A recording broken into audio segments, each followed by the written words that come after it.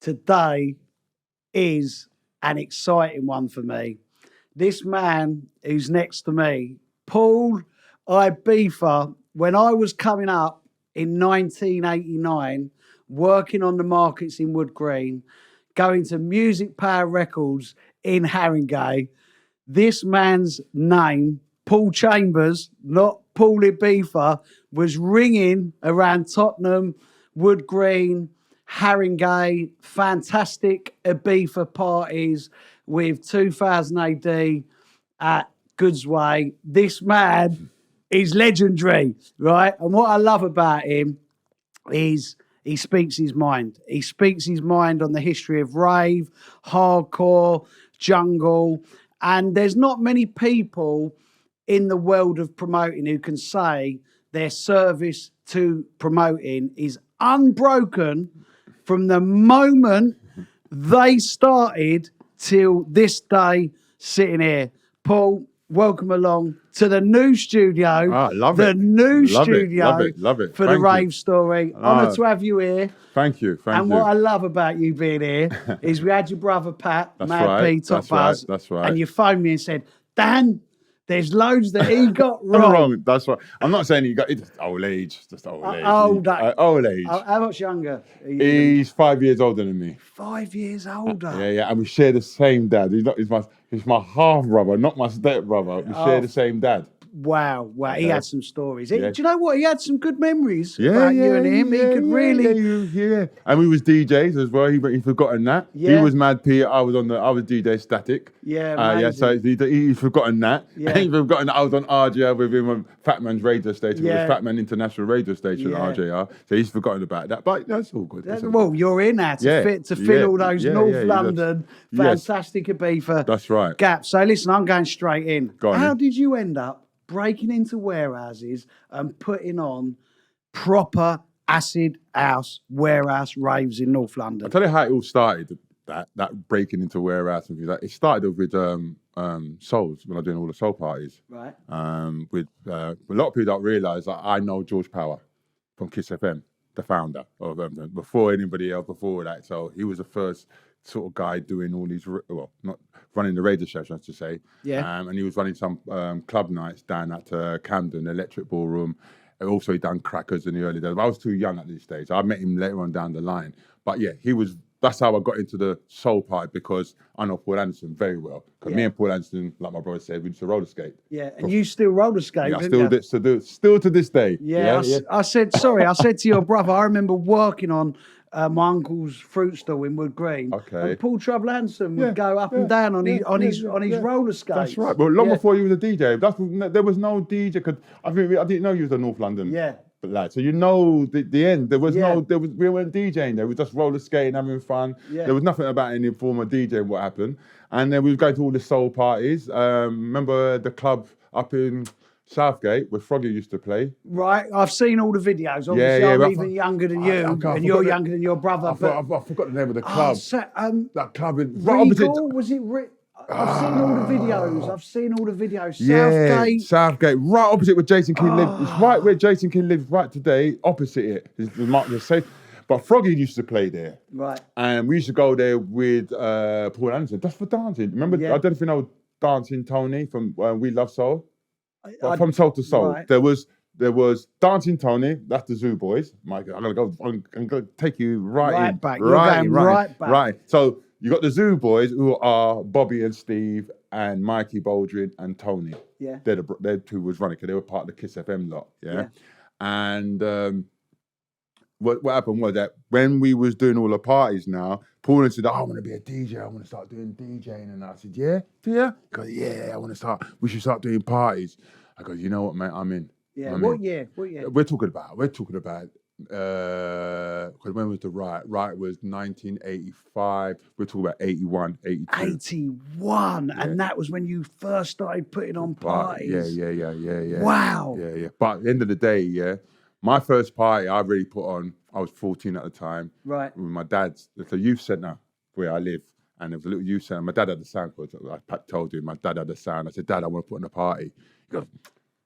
He looked at me like, all right, you want to follow the old man? Because my old man, you see, people don't realise in the Jamaican community or the Jamaican household, we used to run blues dances. Right. So I grew up seeing that. My house was a blues dance. Every Saturday, the furniture we moved, and my dad would put on his party. He'd be the doorman. My mum would be in the kitchen doing the patties, and the house was. This is what's going on every Saturday all through my life. Wow. It wasn't like just happened one here and there. All through my life, I've been seeing this happening in my house. Yeah. Furniture moved, people became so we ended up being the cloak. Dad wanted some money, so we were the cloak attendants. Right. We were collecting all the coats for the. We're kids, I'm talking about 6, 7 now. Yeah, we're kids. We're taking all the coats upstairs. We ain't got no tickets. Just threw them on the bed. Yeah. And go through the pockets, took all the loose chains, and we fell asleep. But where's the coats? When the parents are not looking for their coats, it's unorganized. So they're like, what's happening with our coats? Where's the kids? We're all under the pile of the coats. And when we take the coats off, you see little kids there sleeping. It was like be us covering up with the coats. Not doing your job properly. That's right. So that was the first sign of it all. And then when I got into the soul parties now with Paul Anderson, said I want to be a DJ and things like that, I just emulate my dad. Dad, I want to put in a party. He goes, no problem. What do you want? So he brought me to these drinks person down on Whiteman Road when I saw his drinks person. And he brought in the souls. I brought in a sound. No, we didn't. We had an old guy, an old reggae man. Never got him. He said, just give me 150 and you can use my sound. Right. So he's using, and he used to bring valves, a valve, big dirty stinking valve, boom, on the stage. So we used to run the parties with. And I said, Paul, you want to be a DJ? Yeah, I want to be a DJ. Yeah, let's do it. And that's how it started. Then I started kicking in houses, breaking the doors off, changing the locks. This is the party tonight. That's what happened. With Paul Anderson, me and Paul, as you did, Paul Trouble Anderson, and that's how the greatest entertainer in the time. Paul, we was running all the soul parties. And guess what happened was, I made in trouble Paul Anderson. A lot of people don't realise it. Goosebumps. Like I always say, Paul, like seriously, R.I.P. mate, to my Paul. inspiration, like Paul Trouble Anderson for me is the ultimate DJ, the ultimate music. No, we grew up together. Ultimate entertainer. Yeah. And like that is like literally, Paul, look at the glare in my eye, right? No, Tony, me and Paul was tight. Paul and Tony were tight. What happened was, we used to do every Saturday, and a guy called Bigfoot, Tony Palmer, he was my doorman. So he'd be running the door, and I'd be running the party with him. And this is when, remember, a lot of people don't know about the green paper pound notes. Not the coins. There was no coins. Forget about the coins. Yeah. There were pound notes, the green ones. We made a £1,000 New Year's Eve on this house. Wow. £1,000. So you can imagine the pounds like that stacked up. And we was like licking our lips like, look at that money. So we made £1,000 on this house New Year's Eve, 1983. I remember that. Where was that? That was Seven Sisters Road in Seven Sisters Road. So Paul, most people's stories, when they've come in, whether it's Frost or Patrick, they've spoken about reggae as That's right. But you're talking about soul. And, right, well, I grew up in reggae. Yeah, my dad had a sound system, Billy the Clown. So he had a sound. So it's just part of my life. I grew up with it. So when the soul thing was something different, that's all. It wasn't I was running away from my culture. It was just something different. Yeah. Like I've been listening to reggae in my house all my life. My granddad, who lives in Stemple Road, had a garage at the back. And back in the day, going back to like how they live in Jamaica, when I lived in Jamaica for like 2 years. So they just brought their culture to England to continue that sort of culture. So in the back of the house, my granddad set up a garage, but had all the sound systems in there. Right. So he had Sir Biggs in there, Sir Lloyd's, Fat Matt, and my dad. All 3 sound systems in there, sharing each other's speakers, making the amps, doing all that. That's what Patrick was saying. He's right what they're saying. Now, I was a little kid at the time because I was raised by my granny. Right. In the Jamaican household, they give away the second child. I'm the second child, so I got given away to my granny to raise. So in other words, it's a tradition in Jamaica because of the hills, hill and gully. In Jamaica, they've got hill and gully. They're too old to be going to the shops. Young man, you go to the shop, pick up the stuff and bring it back. That's where that came from. So that hill and gully business. There's too much hills and gully to go to the local shops. So the second child gets given away. So I got given away to my granny. So my granny raised me. So I saw all what was happening in the back of the house with my granddad. I go, look at that. And then at the same time, we had a garage at fixing cars. So I could fix cars. Yeah. So my granddad said, well, you got to learn a trade. So I have to fix cars. And I'm not 14 now. I'm going to 14, 15. I'm fixing cars. And I got into the building games with the Murphys. They got me to the building game because the Murphys live next door to my granddad. So anything you want, there's some big lorries parked on the main high road. And he weren't making no noise about the lorries, you know. People coming along complaining about these lorries. Westminster Mason, you didn't never complain about the lorries. So anything you want from out here, you can get. My grandson needs some work. Boom, I was on the building site. Yeah. So every summer holidays on the Murphys on the building site, like fixing houses or gutting houses, and then the weekdays like fixing cars. Yeah. And then the other days I was looking at the sound systems, how they were building. Didn't take no notice of it because I went into the sound system. I was into the cars and the bikes and all that.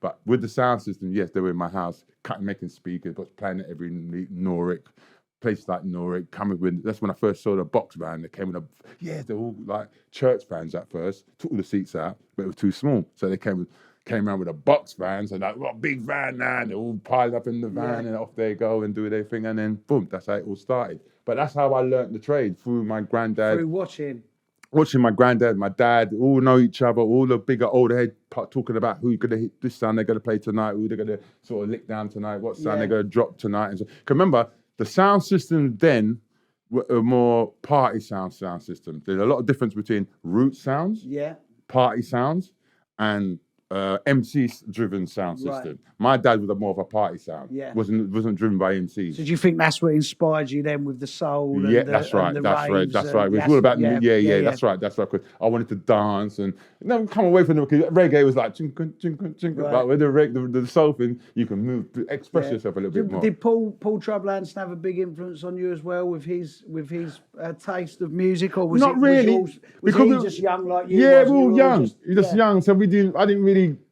He was into the music. I was just into the door. I was just into the party vibes, collecting the money. More business orientated. I was on the business from side. day dot. From day dot, from the young. business orientated, and that went on for quite a while till I got banged up. Yeah. The kid on the block again. Man on the block. That was 1984. And what for? That was fighting in a house party. We had fighting old house parties. Some geezer rushed me and I just gave him a couple of slaps. Anyway, back then they just banged me up. And they banged me up. So when I got banged up now, I was like the kingpin in the cells, because every day they were sending me letters. Everybody was sending, because I was the promoter, weren't I? So where's Paul?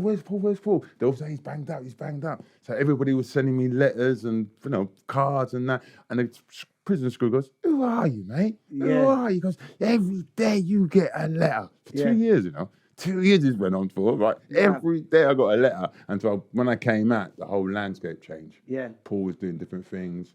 Kiss FM was like gone. Just coming up. Yeah, coming up now. Things completely changed. So what year did you come out?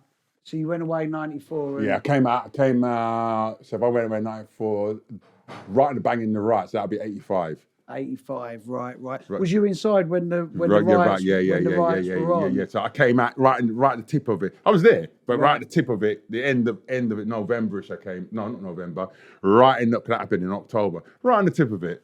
So from your first parties up to going away, you was putting on soul parties every week. Every week, soul parties. Every Saturday I had a house. And it was just in houses? That's houses, no warehouses. And that's why we met Soul to Soul, because Soul to Soul come over to me, old Jazzy, heard that you're running things, we need to put, come on, mate, can you put us up into our house? Because everybody wanted to come see me because I can get their houses. I bought Rap Attack from West London up to Tottenham. And then the first and then when Soul to Soul didn't realise we weren't putting them on, we were sticking with Paul Anderson and sticking with Rap Attack and things like that.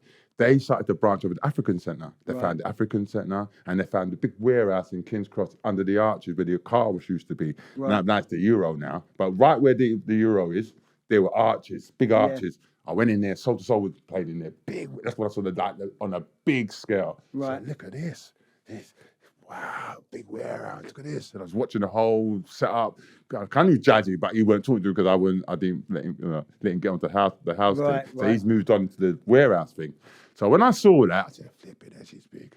This is big. African Centre as well. And there's other guy who's doing, and then Zoo Boys, they started up their thing. When I see Jazzy starting up their thing, the Zoo Promotion started. Yeah. And they went in the zoo, actually the zoo itself, Regent Park of the zoo, that's why they call the Zoo Promotion. There was a hall inside you can rent, in the early part of the 80s, you can actually rent, there's like a hall inside the zoo itself for functions. Wow.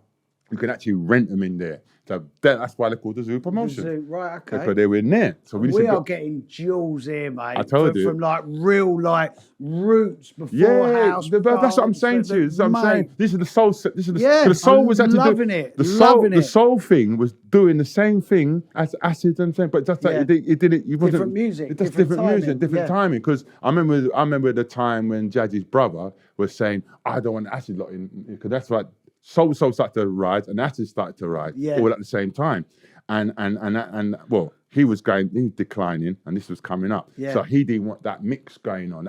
We don't want no acid house in our raves. Yeah. So when did you first hear house? House music? First time I heard music, well, tell you the trip.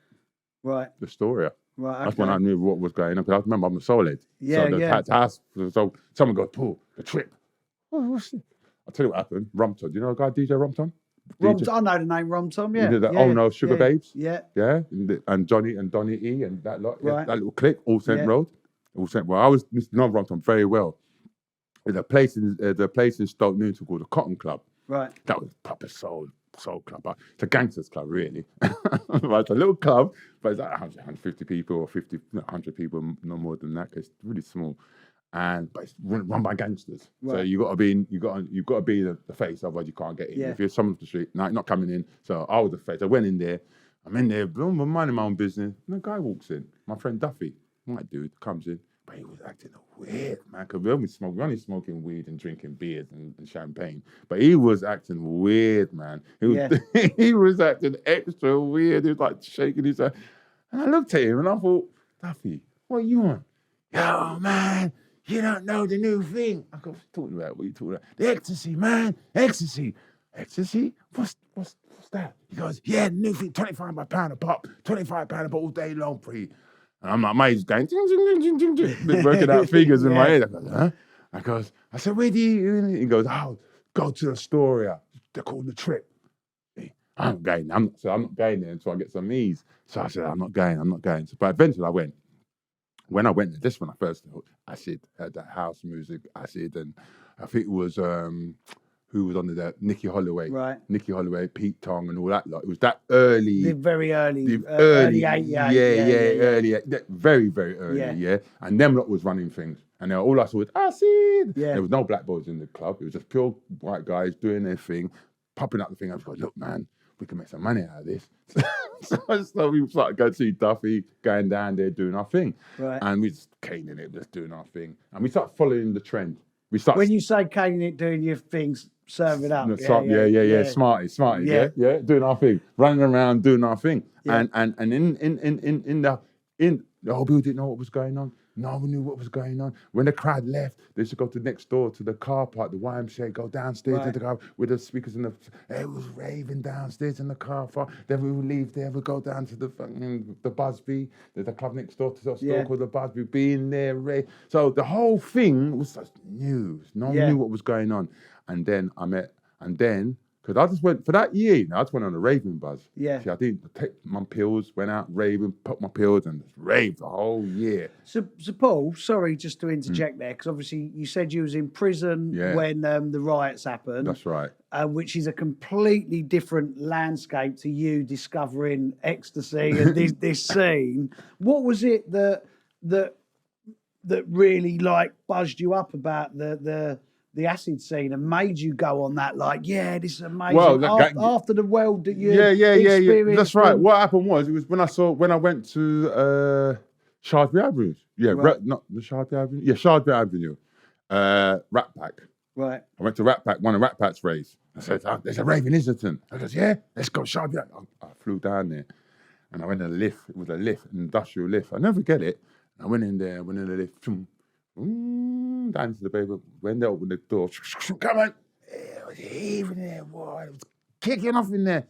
First time I hear a black guy on the mic, it was my man. Yeah, Everson, Giving it. I said, I'm like, black man on the mic? I'm watching. So I'm watching him like, black man on the mic? And he had the sound system effect. So me going out with the sound system, coming out of Paul Anderson and seeing what they were doing, I thought, whoa, that made me. Liked it, yeah. I sat back a little bit because you know what, mate? I said, no, if he could do it, I could do it with my eyes closed. I thought, yeah. So I hanged them out with a couple of boys, and then these guys go, Paul, you want to put on a rave? Yeah, of course I do. All right, come, let's go. I'll show you. Brought me to a place called Chalk Farm. Chalk Farm in Kensington Town. Kentish Town.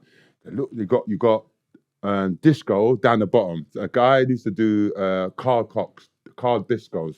He was further down at the traffic lights. He used to sell the lights, the disco equipment. From where that flats was, further up the road, there was another guy in a little shop, little black dude with dread. One guy with a dread, one geek of a man like yourself, glasses, all that, but he was a geek. But he used to buy all car stereos, like loads of them, and then fix them and sells them. But round the back of his shop, we had the lasers, the lights, the turntables, anything you want. Everything, smoke machine. He goes, what do you want, mate? You everything. Yeah, this is the guy. I've learned from him. This is the guy. I said, he's got everything here, isn't he? He goes, yeah, got wicked. So this guy showed me him. So I went, wicked. I need to know where to get the equipment from. I need to find a warehouse now. Yeah. I need to find it. And where I lived at the time, there's a woman, a Greek woman lived above me. She goes, my mate's got a warehouse, Paul. Do you fancy doing a rave? Yeah. Where? Just don't do it. I said, let me have a look. We went down there, had a look. Had all like sewing machines in the gaff. I said, what are you going to do with them? Because I'll put them to one side. You can have your party. Okay, yeah, how much you want? He went $2,000. $2,000 back then was a lot of money. A lot of money, yeah. He wanted 2 bags. I went, yeah, here's the 2 bags, bro. Yeah. Right. So that was your first one, and that was called Free Dam. Right, it wasn't even called Ibeefa. You weren't Fantastic Ibiza. No, nothing there, nothing yet. It was just called Free Dam. Can you remember the exact date? Shit, man. This is the same time when Genesis was running. Right. So I would say late 88. 88. Yeah, middle of 88. It was around the summertime. Yeah, Free Dam. Yeah, Free Dam. It was freaking. Maybe had a rave called Freedom. Yeah. And they used to go to the dam. Right. And I was following them, their pattern, because I used to go to Amsterdam. So I used to follow their things. What they was doing. What we was doing with the paper flyers. Can you remember what DJs you had? Well, there was no. You didn't? There was no DJs. Right. There was no DJs. We had to make it up as we go along. So what happened was, I said, they can play that. Can you play acid? Yeah, I can play acid. So, can you play it? Yeah, I can play it. They couldn't. So I just got anybody who could play anything. There was no DJ at the time. I've done the rave at this fucking warehouse, right? And my mate went into a car, got all the stuff from him. He got some sound system. We'd done this thing, right?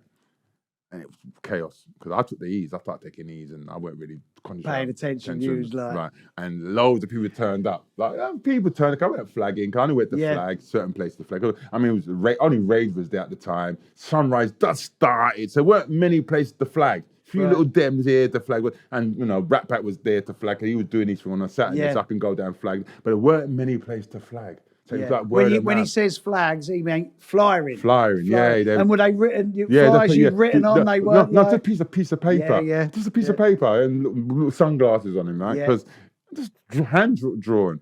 So we're giving out flyers and certain places, and a few people turned up, and then it was just around with kids and that. We're all on our E's, all buzzing. We weren't really taking no noise. The sound system blew up. This went chaos. The door, everything just went chaotic. Yeah, because it was your first one in that realm. I said, no, man, I got to do it better than this. So I said, no, they could do another one, mate. Because he got his $2,000. He's happy. Yeah. I didn't make no money. Yeah, you lost money. I lost money. So I turned around and said, do you mind doing another? I don't mind. So we done another one. But this time I tightened it up a bit. So this one, I said, I'm going to change the fucking name. I don't like that freedom. Yeah. Because that was the disaster. And my mate, one rich kid from Hampstead, never forget, some rich kid. Paul, man. Billy? Let me tell you something, right? Living in Tottenham and growing up in Tottenham, we never used to mix with a lot of white kids. Yeah. It was a bit of a segregation going on. The black community would be there and the white community would be there and so on and so on. Yeah. Since I began into the rave, I picked up a load of white friends. Yeah. Loads. I'm talking to them. Don't know half of them, but I just had loads of white friends. I like you, mate. All cuddling, all tugging and never been Hampstead in my life. Went to Hampstead and meeting people in Hampstead, rich kids there, people in boats and all sorts of. I had a big following of white kids following. I like you, mate. I like you. Yeah. And that's how I got to learn how to sort of mix with white people and talk to them, etc., on that level. And that was like, fuck it. They're all right, good people, man. They're good people, man. So he goes to me, Paul, call it Ibeefa. I said, what? Yeah, call it Rave. He's buzzing. I know he's buzzing. I was buzzing. Yeah. He goes, call it Ibeefa. And I said, what kind of drawing is this? Because if I ever show you the flyer, I said, what the fuck? I said, I'll go with it. I went to my uncle, because that time my uncle now has a printer. Right. Rob, he had a printing shop. I go, Uncle, can you sort this out?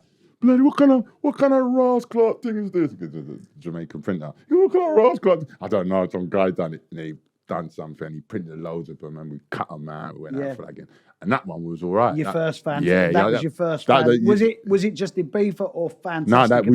No, we had the Fantastic Ibeefa because it was a bit boring. So Ibeefa, they got to add something to it. Yeah. And I went, call it Fantastic Ibeefa. Because the name Fantastic Ibeefa has always fascinated me, because like you're not like, your vibe is not really a Balearic, fluffy Ibeefa vibe, right? No. And that's always fascinated me about you, because you come along, your warehouse parties are in that mythical era of raves, but you couldn't be further away from the Balearic beat vibe. But the reason how that came about, I was buying the records. Yeah. I was actually buying the tunes. Yeah. So I did like all the Balearic stuff. Yeah. I love all the Balearic stuff, all the Ibeefa, all that stuff from Ibeefa. I just love all that Balearic all the stuff. City, William Pitt, City Lights, Josephine, Losing Yourself, all of the tunes. I just love that. That's why that came about. That's why we call it Fantastic Ibeefa, because we couldn't go to Ibeefa. We were too young. We know about Ibeefa. It was flying out. Ibiza's the place.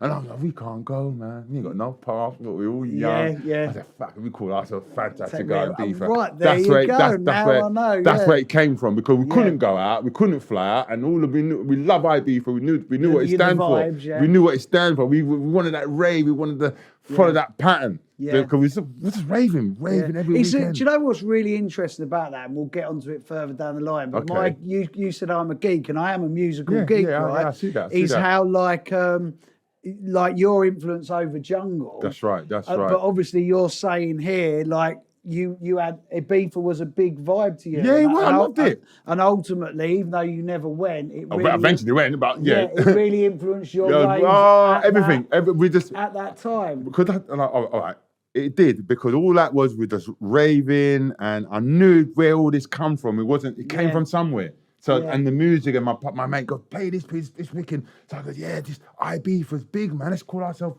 We're the Fantastic Ibeefa, because a lot of people want to experience. That's why I had the palm trees and the things that. You can see on your it's always been iconic to me. But the fact, it makes sense to me now that using the word fantastic is really you. Like it is you. It's like what you've always you've always been about. That's right. Can you remember your DJs on the second event that you come back right and now? Now we're talking. Now we're talking, because I said, well, we ain't got no DJs. Right. I don't even got no DJs. Mike West, before he was MC, DJ Elliot, R.I.P. passed away. Yeah. Them two, Darren and Dean. And that was me, DJ Static. That was it. There weren't much, and we had the music. All of us had the gig with the music. And I met Mike West, Crowland Road. Remember Crowland Road? The name Crowland Road. We was in there. That time it wasn't no acid house. It was hip hop then. Right. So I was in there, just scouting around, and my man, because that time he wanted the soul party, so I was running the soul party. Then Mike come up to me, and goes, I heard that you're the man. He goes, who are you? He goes, I'm Mike West. That before he became Rebel MC. So I'm Mike West. I said, Mike West, Beat Freak. Yeah, I heard about you, mate. One day I'll hire you one day. And I went, when I done this acid now, I go, can you play acid? Yeah. And that's when he come to me. And that's how I booked him on Mike West. Because the flyers with him on, the Mike West flyers on the Fantastic the square ones. And they're before, because he did the Mike West and DJ Ron EastEnders tune, didn't he? Yeah. That was like 86, 87. Then he was on your flyers as Mike West. He was obviously Beat Freak on that album. Yeah. But I think he was DJing as Mike West. Before he did the Double Trouble When into that Double Trouble thing, when we was at Goodway, King's Cross, he come up to me and goes, I won't be DJ for you no more. Because why is that? He goes, I got signed up. Huh? So I didn't know you was in the music. Yeah, I've signed up. I remember that day clearly in my head. Right. I got signed up, so I won't be DJing for you no more. I go, shit, man, why not? Because I'm signed up, and we'll be doing this Double Trouble thing. Right. I went, good luck, mate. I said, good luck. I mean, that's it. I didn't see him after that. I didn't see him after that. And was absolutely huge. Yeah, blew up. After that was the last time I saw him. Right. That King's Cross '89. He blew up. Then he flew off and That's why we got sort of that tight connection. Because After your second event, which was your first fantastic Yeah, Ibeefa, which your own like personality was like, I've got to do better. that's right. So What's wrong? I can see you. What's wrong with me? I can't do it like that anymore. the first one went all right. The first one, your right? first fantastic Ibeefa. And then that went all right. The first one, I go, right, we've got to move it. I go, that's it.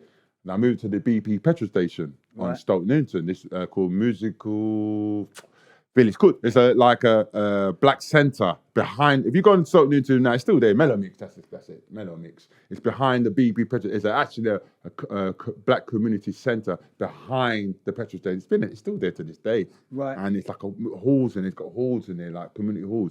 I went in there, go, man, can I? Ray said, yeah, no problem. Wait, what's the dance name? And Ray, I told him, blah blah blah. I said, we need to get this jam. And my man goes to me, we need to play this jam. The album was all right, but I wanted jam. He goes, yeah, Genesis is down the road, Paul. Well, you sure you're going to go on with Genesis? All right. Well, I know what happened to Genesis around that time because I was talking to certain people. I knew Genesis got taken over by Gangsters. Right. It was no longer Genesis. It wasn't Genesis. I know it wasn't. When I went there, I goes, this ain't Genesis. Because like the way the operation on Ferry Lane, I'm talking about on Ferry Lane. I went to a few raves on Ferry Lane and I realised this ain't Genesis. This is someone else who's taken over. And I found that, the Gangsters, little kids coming into East London, running warehouses and that. So they've kidnapped Wayne and all that. So it's a bit deep shit and took over the whole thing. And they were actually running the dance and doing whatever. The old people clocked on, found that Gangsters are running these dances. So they were getting shut down. As soon as they sprang up, LB were there, shut them down. So I decided, well, we've got to go there early, see what happens. So we went down there in the car. And I knew you'd get shut down. I just knew it. I just in my heart, they're going to get shut down. And then they got shut down. Right. But loads of bloody people just hanging around. Needed somewhere to go. Where are we going to go? Where are we going to go? This is me. Follow me. The big dictaphone. Follow me. There's a rave up the road, literally up the road. Just follow me. Listen, that convoy followed me all the way from Ferry Lane, Tottenham to Stoke Newington. And I rammed at this warehouse and Ibeefa was born. Yeah, amazing. It was born that day. It was like ram, and we was playing the music. All the music I bought from Music Power, Green Lane. I know my favourite record shop of all time. Big up Chris, Nick Power, and H and all that lot. So I was Dean Savon, all of them. And T. Javine, I know him for a long time. He had a one up in Ilford, didn't he? Ilford. So my point is with them, like we had all the tunes, so we weren't mixing there. We're just playing the tunes that they all hear in the clubs and what we hear down Rat Pack and down at Stuck. I was getting Rage at the time. Rage was running at the time as well. So the whole thing, they knew the music was working. But what made them fascinated, and I never forget it. Patchy went on the mic, I went on the mic. That's where Bass in the Face comes from and things like that because we jumped on the mic. I love the mic as well, and I was playing the music. The kids weren't raving. Just them. No one was raving. Watching you all on the mic. They'd never seen it before. Right. So we was just copying what we'd done in reggae dances and soul, like, oi, and giving it that. Hey, we're all like, all that.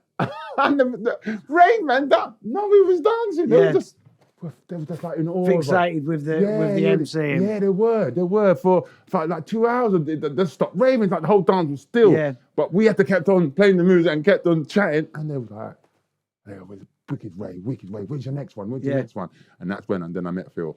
Yeah, so were you doing warehouse parties every week in the acid scene? Yeah, it became that. It became that when I done that one, then I done that one, and so on. And then I stumbled on King's Cross. Right. And it was too big. Like King's Cross, Goodsway, where near Bagley's was. Yeah.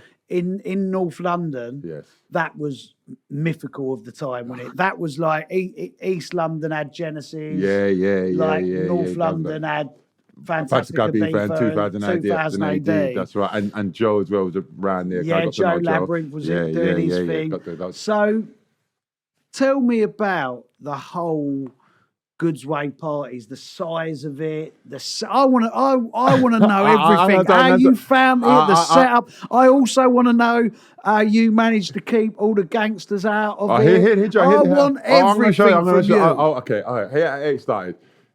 Gilbert, a guy called Gilbert Winters, right? Gangster, but on the black side, they call him Gilbert. R.I.P. to Gilbert. He done it, and he's a gangster, black gangster. And he goes to me, I heard that you're running all these parties, Paul, mate. Oh, what are you saying? I got a warehouse. Go look at it for me and let me know what you think. I went, all right, Gilbert. He's like, all right, Gil. So, so we went down there. It was so big. Right. It's bigger than what I just came up. My little warehouse was Stoke Newton, what I was running, 600 max. This over 4,000. So it's me. Well, I don't even got a sound. So when I went to talk the sound man, he goes, can you? He goes, no, I can't do it. I ain't got enough gear, Paul, to do that. You need to find. Didn't know about no rigs. I didn't know any rigs, nothing. I said, so fuck, I'm gonna do this. So a guy called Derek Candler, who's a fishmonger. He was a Wrigley Road market. He's a fishmonger. He was doing a life sentence at the time. He goes, you should meet Phil. You and Phil should meet. This is not Tottenham, man, right? It's a football fucking thug, mate. He goes, you should meet Phil. Because who's Phil? He goes, oh, you two will get on, man. Go meet Phil. You'll definitely get on, Paul. Because he's right up your street. I went, all right. Met him. Boom, boom, boom. He goes, look, I've got this warehouse. He goes, where? I showed him. Yeah, fuck, mate, Paul, that's big. Yeah. Had Phil been running his raves? Yeah, he's running his rave. He's running, 2000 he's doing his AD, bits and pieces in Tottenham. That's how I knew he was doing his bits and pieces in Tottenham. So when I met Phil got his warehouse, blah, blah, blah. He goes, let me go and have a look at it. We went and look at it. Ah, mate, Paul, it's big, isn't it? Goes, yeah, man, it's huge, man. It's huge. Can we feel it? He goes, yeah, let's fucking do it. Let's do it. Right. That's what me and Phil said. Let's fucking do it. Oh, yeah, come on then. So I had to find funny enough, on my road where I live, I didn't know him at the time, but on my road and where I live, there's a white dude, Irish fella, big house. I knew the father, who's a carpenter, like a wood joiner. Right. But his son runs rigs. No, he's an Irishman, so they do big Irish gigs and all that. I never knew. So when I went, man, he goes, my son's into this. Go and see my son. I goes, mate, you into it? Yeah, come in the back of my shed. I've never seen nothing like it. He had scoop bins, bins, that. He was telling me everything. Yeah, this is called a throw bass speaker. This is a short throw. This is long throw. Yeah. This is stacks and this. I said, fuck me. Where'd you get all this? Yeah. I goes, I got a warehouse. You want to come and look at this big warehouse for me? Oh, love to. We drew him down there. He went, wow, love to do this. This is the biggest warehouse I ever seen. I want to do it, Paul. Let me do it. Yeah. Do it. Go for it. Go for it, mate. Yeah. I haven't got a clue. Yeah, so and his sound was big? Yeah, but he taught me everything. Come on, I'm going to show you everything. He told me about stacks. So each stack had its own, each rig, or each stack sounded like bass, mid, and tops, had its own stack. Like the sound system is completely set up, completely different from a rig. So the rigs were there. So when he put the one valve amps for that stack, one valve amp for that stack, we had 3 stacks of that warehouse, and he got this big wire running across the warehouse. I said, Phil, man, we said it's too big, Phil. Anyway, we've done the rave. We got 1,500 on the first one, and the Gangsters got obviously Gilbert. He goes, I want my money. I never get it. I want my money. Because what are you talking about? I want 35 grand a night. That's what he wanted. I said, 35 grand, I want my money. Getting mad. So I said, all right, Phil. I said, look, he actually came to the rave when he was on. I said, I'll see you at the office on Monday. Yeah. No, you ain't got that 35 grand here. Yeah. And so I'll see you at the office on Monday. He went, all right, no problem, boys. See you. Have a good one. And he left. Anyway, we didn't make 35 grand. Of course not. No, we made about 5 grand, 6 grand. So we went to the office. I'll never forget it. I went to see me and Phil went down there with a suitcase, like gangsters, walking into the office like gangsters. And Gilbert was sitting on a big chair like his office, like. He goes, you got my money, boys? I go, yeah. And he went, swung the chair around. So when he got the back of him now, you can't see his face. And hope it's 35 grand. And I said, Phil's like, I'll give you 30. Like, he couldn't see what Phil was doing behind his back. Phil went in the fucking chin. Yeah. I said, Phil, no, leave it. Look, we didn't make 35 grand that night. I said, I only made 5 grand. So here's your 5 grand. But when you come again, we owe you 60, well, blah, blah, blah. Yeah. He went, yeah, we better pay my money. Just going mad. He was right horrible geezer he was. He wasn't nice at all. Anyway, we gave him the 5 grand. He took it. He went, thank you, and I'll see you next week. So we went, Gilbert, like, Phil was going mad. But Phil now never told me he had a court case. Right. So when Phil told me he got this fucking court case, I said, you got a court case and we got this fucking rave going on. Yeah, I'm going court on fucking Monday or Tuesday. I said, oh, Phil, man, why did you tell me now? And I've got this fucking warehouse here, blah, blah, blah, blah. Oh, let's see how it goes. We've got 9 months.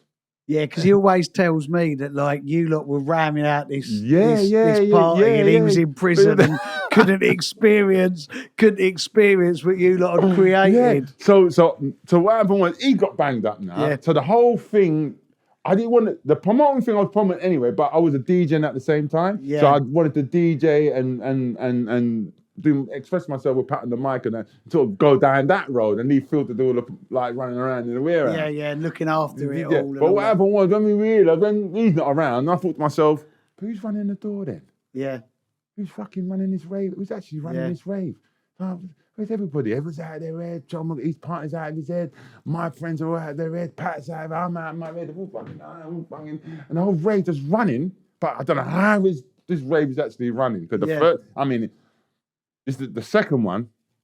First one had 1,500. The second one we had 3,000. Yeah. It was 3,000, but it was quiet. 3,000 got in neatly in the warehouse. 3,000 rocking in there. Everybody's having a good time. But I said to myself, we're going to do one next week. Right? Yeah. And I said, you know what? We better tighten up next week because we can't be running like this next week. We know what they're fucking doing. So I said, I'm not going to DJ. Fuck it. I'll run it. I'll run it. Fuck it. Because it looked like no one wants to fucking do it. And fuck the DJ thing. So I ran it. Right? So I really tightened up everything. I tightened up the door. Everyone got new doormen and everything else. And I really tightened it all up. And we got, listen, we had 3,000 got in there before 10 o'clock. And I said, look, there's 3,000 people outside, and I want to get in. We can't get them in. So I said, listen, I got to go because I can't leave all this money on the premises. So they go to me, okay, you go then. So I said, you look, run the door. I'll be back in a minute. Jumped to some car, some geezer. I didn't know him. I said to him, go to Wood Green. But I took him all around the houses in Wood Green, round the back, up there, round there. Getting lost because I need to get rid of this money. Yeah. And I didn't want him to know what house it was in. So I made him go all around the houses.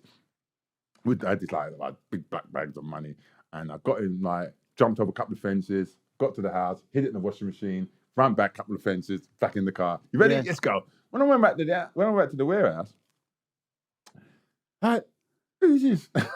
Who's this at the door? He goes, where's my mate? Oh, he's no longer here. I walked further in. All the door staff has changed. Right. All gone, all the staff's gone, all the security gone. Where's all my boys? All gone, everybody's gone. I said, what's the fuck? Gilbert's come along, took over. The bloke you're renting the place off has come along and... How old were you then, Paul? 25? No, I'm about 21. Right, 21. right. I'm young. Wow. I was young. I was 21. No, I couldn't. No, I wasn't nowhere 25. I was 21, 22. And he took off the warehouse, took off the whole thing. Go fuck off. Told me to fuck off. Told all of us to fuck. And I'm like that.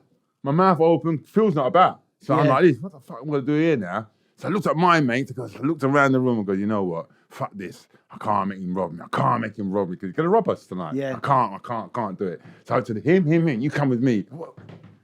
Right, grab whatever you can grab. We could grab Gilbert, the main man, grab him, have him pinned to the wall before his boys come, and we fucking do him before anybody else. So we pinned him to the wall, grabbed him, pinned him to the wall, put knives on. I go, Gilbert, there's a two things that happen here, mate. You go, I'll go home nice and safe and bring the money on Monday, or you get broke up and don't get nothing. So you take your pick. You went to me, like your stars, boys. Love it. Love your fucking stars. Right, gangsters. See you on Monday. Come on, boys. All left. They all left. All the gangsters all left.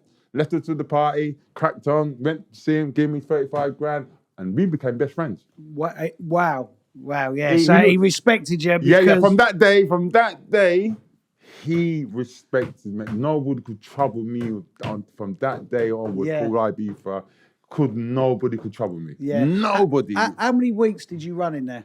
We had it 4 to 5 weeks. 4 to 5 weeks. And it kept on getting bigger. It got so... The first one, as you know. Second one, 3. The third one, Jesus, man, it was like, couldn't get no more than 3,000 outside. Yeah. People everywhere, climbing over there, going through the back doors, because we were right near a river. So people was running their boats across the fucking river, and you could see people jumping from the ceiling. He couldn't stop it. Yeah. Then people climbing from the fucking ceiling. Why do you think word spread so quickly? And it was, because how you're describing it is how everyone around North London spoke about it then. Yeah. At the time. I didn't give out no flyers. Yeah. I didn't give out anything. It just word of mouth. It just went bigger. The next day, the third one now, they've had campers van outside of Goodsway. All down the thing, all waiting for the rave, all sleeping Right. in their van. I went down in the evening, waiting for the rave to open. They're all there ready, campers vans, a lot of them. I just couldn't believe it. I said, Yeah. this can't continue. So in the end, I was paying the old bill. We're dropping them £400, £500 in an envelope down at the King's Cross. We're dropping it in there, and that kept them at bay. Yeah. But the last one was the last one. The over we're not from down the road. We're the Acid Squad, completely Right. different unit. Yeah. Explain to people the Acid Squad. Yeah, they were like that. They were just going around shutting down any illegal parties, and they were like they're called Acid Squad. They're actually just going around dedicated to shut down all these illegal parties. So unfortunately, we was on their radar. Yeah. They camped to watch it. We're not from King's Cross down the road, mate. We're Acid Squad, and we come to shut you down. And I thought, no, you're not. You ain't shutting down this party tonight. No fucking way they were shutting down this party. No way. So they must have come about, say, about 11 o'clock in the night. I said, no, man, we just died. You're shutting us. No way are making them shut down. So I got this big lorry. Where we was, it was like courtyards, like loads of lorries in this courtyard. I said to my mate, can you start one of them up? I'll try. Next minute I hear, yeah, got it. I park it up front of the gate. Park the fucking vehicle, they can't get in. He parked right across the gate, like, right across the gate, couldn't get in. They're like, oh. I said, the key holder's not here. he goes, where is he? The Mr. Brown. I said, Mr. Brown's the key holder. I'm phoning him now, so he should be down in a minute. I knew all the lingua. Yeah. So I was talking to them. So they go, all right, we wait. Hour, 2 hours, came back. Oi, mate, where's this kid? I said, 2 hours, give him another 2 hours. He said, he's on his way. Remember, he's coming from far, man. He ain't just round the corner. He's coming from far, mate. He's good. Give him time. All right, mate. That went on. It's about 1 o'clock now, going to 2 o'clock. He goes, listen, mate, we're not waiting no more. We're coming in. I go, yeah, well, hold on 1 minute. I ran back into the rave, right? I told everybody to sell the fucking drinks, right? I ain't going on with all this. Yeah. The bar was full of drinks. I said, I ain't fucking going on with all this. I want to make some money tonight. Yeah. So I got the girls, the dustbins, put all in the middle of the floor. We got all the drink right in the middle of the dance floor, all around the place. Sell, pound. I don't care, pound. Just taking the pound. We sold everything. Yeah. We sold up all the fucking drink before 1 o'clock. We sold everything. So I said, right, we have to shut it down now. I said to the geezer, the guy with the PA guy, look, we're shutting it down. Turn off the last music. What am I going to do? Mr. Brown runs it. You're looking for Mr. Brown. Everybody just talks about Mr. Brown. All right, Mr. Brown. So I got all the money that I took for all the drinks. I had a lorry at the time. I used to drive a lorry. And I shoot the money all under the gearbox. I knew about mechanics. So I went climbed under the lorry, put the money in and tucked it right in between the gearbox and the body, right? So it couldn't drop out in the street. Yeah. And just drove out with the crowd like that. All drive out with the crowd, all leaving the beer house, driving out with the crowd. They didn't know I had the money and everything's gone. And when I went in there now looking for Mr. Brown, there was no Mr. Brown. I don't know where he is. No, Mr. Brown. We left. Gone. Boom. Yeah. That was it. And that was the end of your goods way. Goods way. And then I found another warehouse. I said, look, we found another warehouse. That time Joe's now involved. Joe's so you around. and Joe Labyrinth. Yeah, now Joe's snooping around. Now, cause Joe had a warehouse down in Labyrinth. Labyrinth Grove. Yeah, not Labyrinth Grove. Just over the Thames. Right. Like from never arches near the Thames. Labyrinth. It's called Lambeth. Lambeth. Not Labyrinth. Lambeth. Yeah, under the arches. Oh mate. You go away. Yeah, bring them down here. No problem. Listen, they remember they're on even though we shut down the rave, they still come the next Saturday thinking it's going to be on. It's going to be on, right? So we stood out there with a car with badges and do you know Twice as Nice? Do you know Steve Gordon? Twice as Nice. I know the name. Scorpio Security. Maybe. Twice as Nice done all the garage. Oh, I know that. Yeah, the garage Twice as Nice. Twice as Nice. Well, he had an office down in Fringe Park. Right. Same, but that time he was Scorpio before he went into promotion. He had an office in Fringe Park called Scorpio Security. Right. I had a business center, dashboard, business center sort of thing. You can phone in and leave your numbers, or you can leave telephone numbers and that. So what we did, we hired the place. I went and got some badges made with the telephone numbers written on it and all that. So we stood outside that night and giving out all these badges, like, here's the badge, that will tell you where the next rave is. So we're giving it me and Phil, giving out the badges. That's when we found out about Rat Pack having a rave around the corner. Right, That's when, you, right. Yeah, that's when I found out. When I was giving out the badges, I said to Rat Pack, what are you doing here? Because I've got a rave round the corner. Say you fucking. So you was competing with each other. Yeah, of course he was that time. But Gilbert gave it to him. So what happened was Gilbert had both of us. He's my gangster mate giving me that. So I said, who's your gangster mate? No, Gilbert had both of us fighting amongst ourselves. Right. And he had both of us working for him. Right. So he had us working for him, and he had the one round the corner. So. Yeah, so you're not having that warehouse, you're not nicking my crowds. They were like throwing fruit flies over the wall, and it was like bickering. That's how we Rat Pack, the argument, we were rivals. Yeah. I'm on his patch.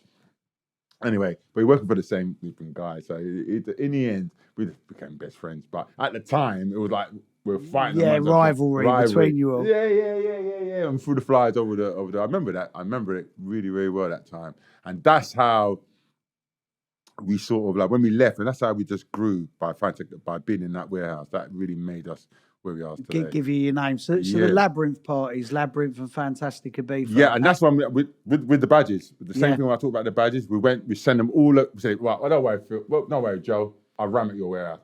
Send all of them down there. All the crowd went in and that's what me and Joe started doing. How many events did you two do? We done about Joe don't like doing parties together. So we done that one, and we done another one. I don't know if you know one on Harrow Road where Patrick was talking about the one on Harrow Road with all the mud. What happened with that one? The one in Harrow Road, right? Well, leading up to that week, I was like, I had a court case. So leading up to that week, going court backwards and forwards, but also going to the venue, sorting it all out, like getting all the it was like really bad. We got a JBB in there, a bulldozer. Pick up this dirt, loads of dirt, man. I think they put the dirt to stop us from going in. Right. So my mate got a bulldozer, remove it. Piled it right at the end of the warehouse, right? I put a scaffolding over it and put the diesels on it. So it's like a mud pile. Right. Put the diesels on top of it. He's being creative. Yeah. We put the diesel on top, and it worked. Yeah. But what happened was, there was so much dirt in there, but you can't see the dirt, man. It was so much dirt in that place, all right?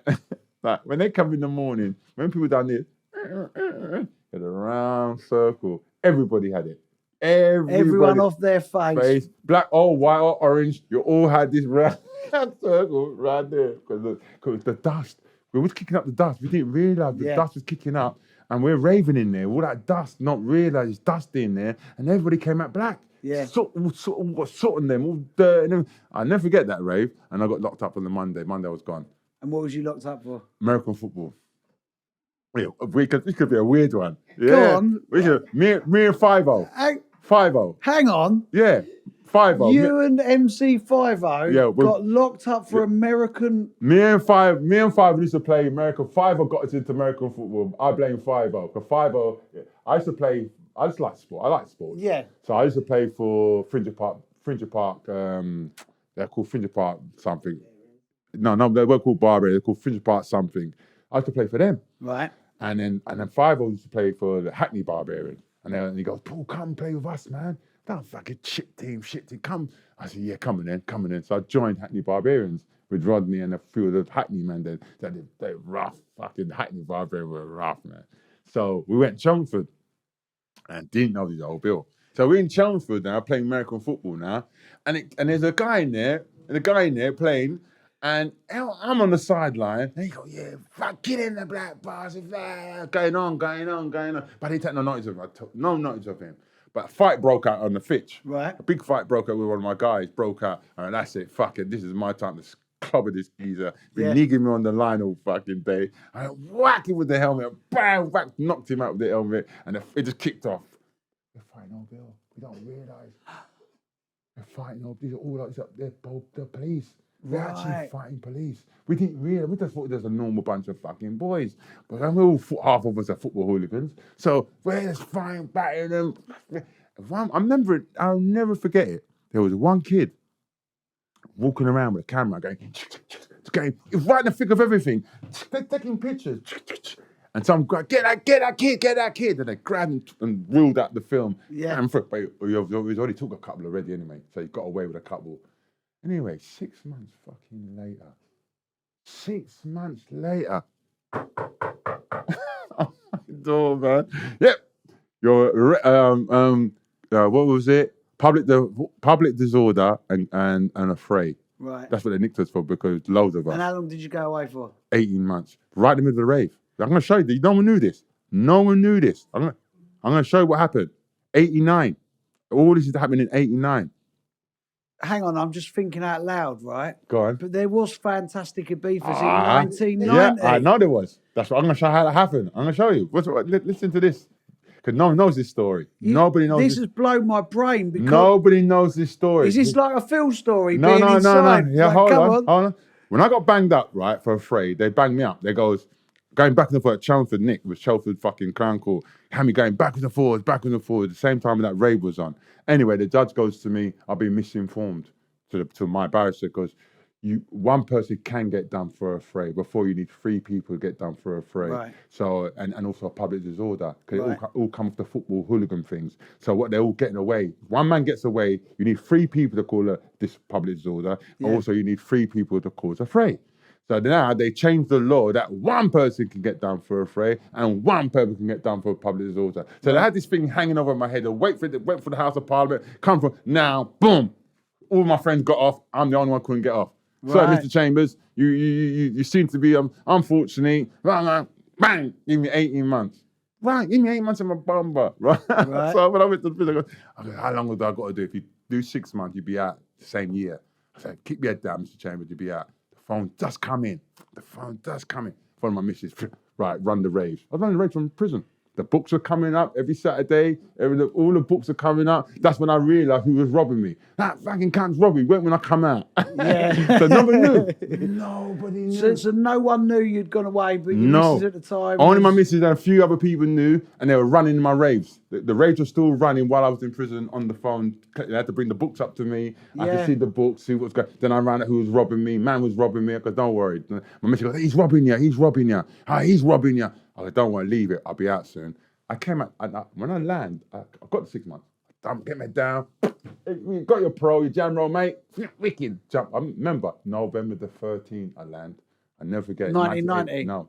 89, right. Bang. That's me. Right. What's going on? No one knew what was going on. I found a warehouse. The same day, I went to my mate, I need a warehouse. He goes, where you about, Pete? He goes, yeah, I want a warehouse. Give me a big warehouse. I found you one, Old Fords. I never know the Old Fords, the old church. Right. Old Fords, right? And then, yeah, this should do. Wicked Christmas. This is my Christmas lick, right? Boom. Right? No one knew I was out, right? Boom. Went to my uncle, got the flyers, yeah, ready, got the flyers printed. I passed the guy, I put Ibeefa his back. If you've got that flyer, I got it home, Ibeefa his back. Went on road, I knew everything it was. Ibeefa's back, boom, boom, boom, boom, boom. We'll start flagging. Boom, boom, boom, boom, boom, boom. Anyway, got to the rave now, church, never forget it. I'm in the church now. These places got the boys back, all my them two back, got all the DJs back, everybody's in there. Nice one, pull your back. Nice one, nice one. They knew I was inside. Your back, wicked. We done the party, rammed it out, right? But at the same, but I said to myself, hold on a minute, mate. Where these people come from? I said, all these people. Where's 00, mate? Where's 00? I went 00. Yeah, that's up the road. That's up the road. 0 it was my mate. A guy called he used to hang out with Joe as well, black dude as well. He had a rave called 00. Right. He was running the rave. He's the one who was robbing me in the raves.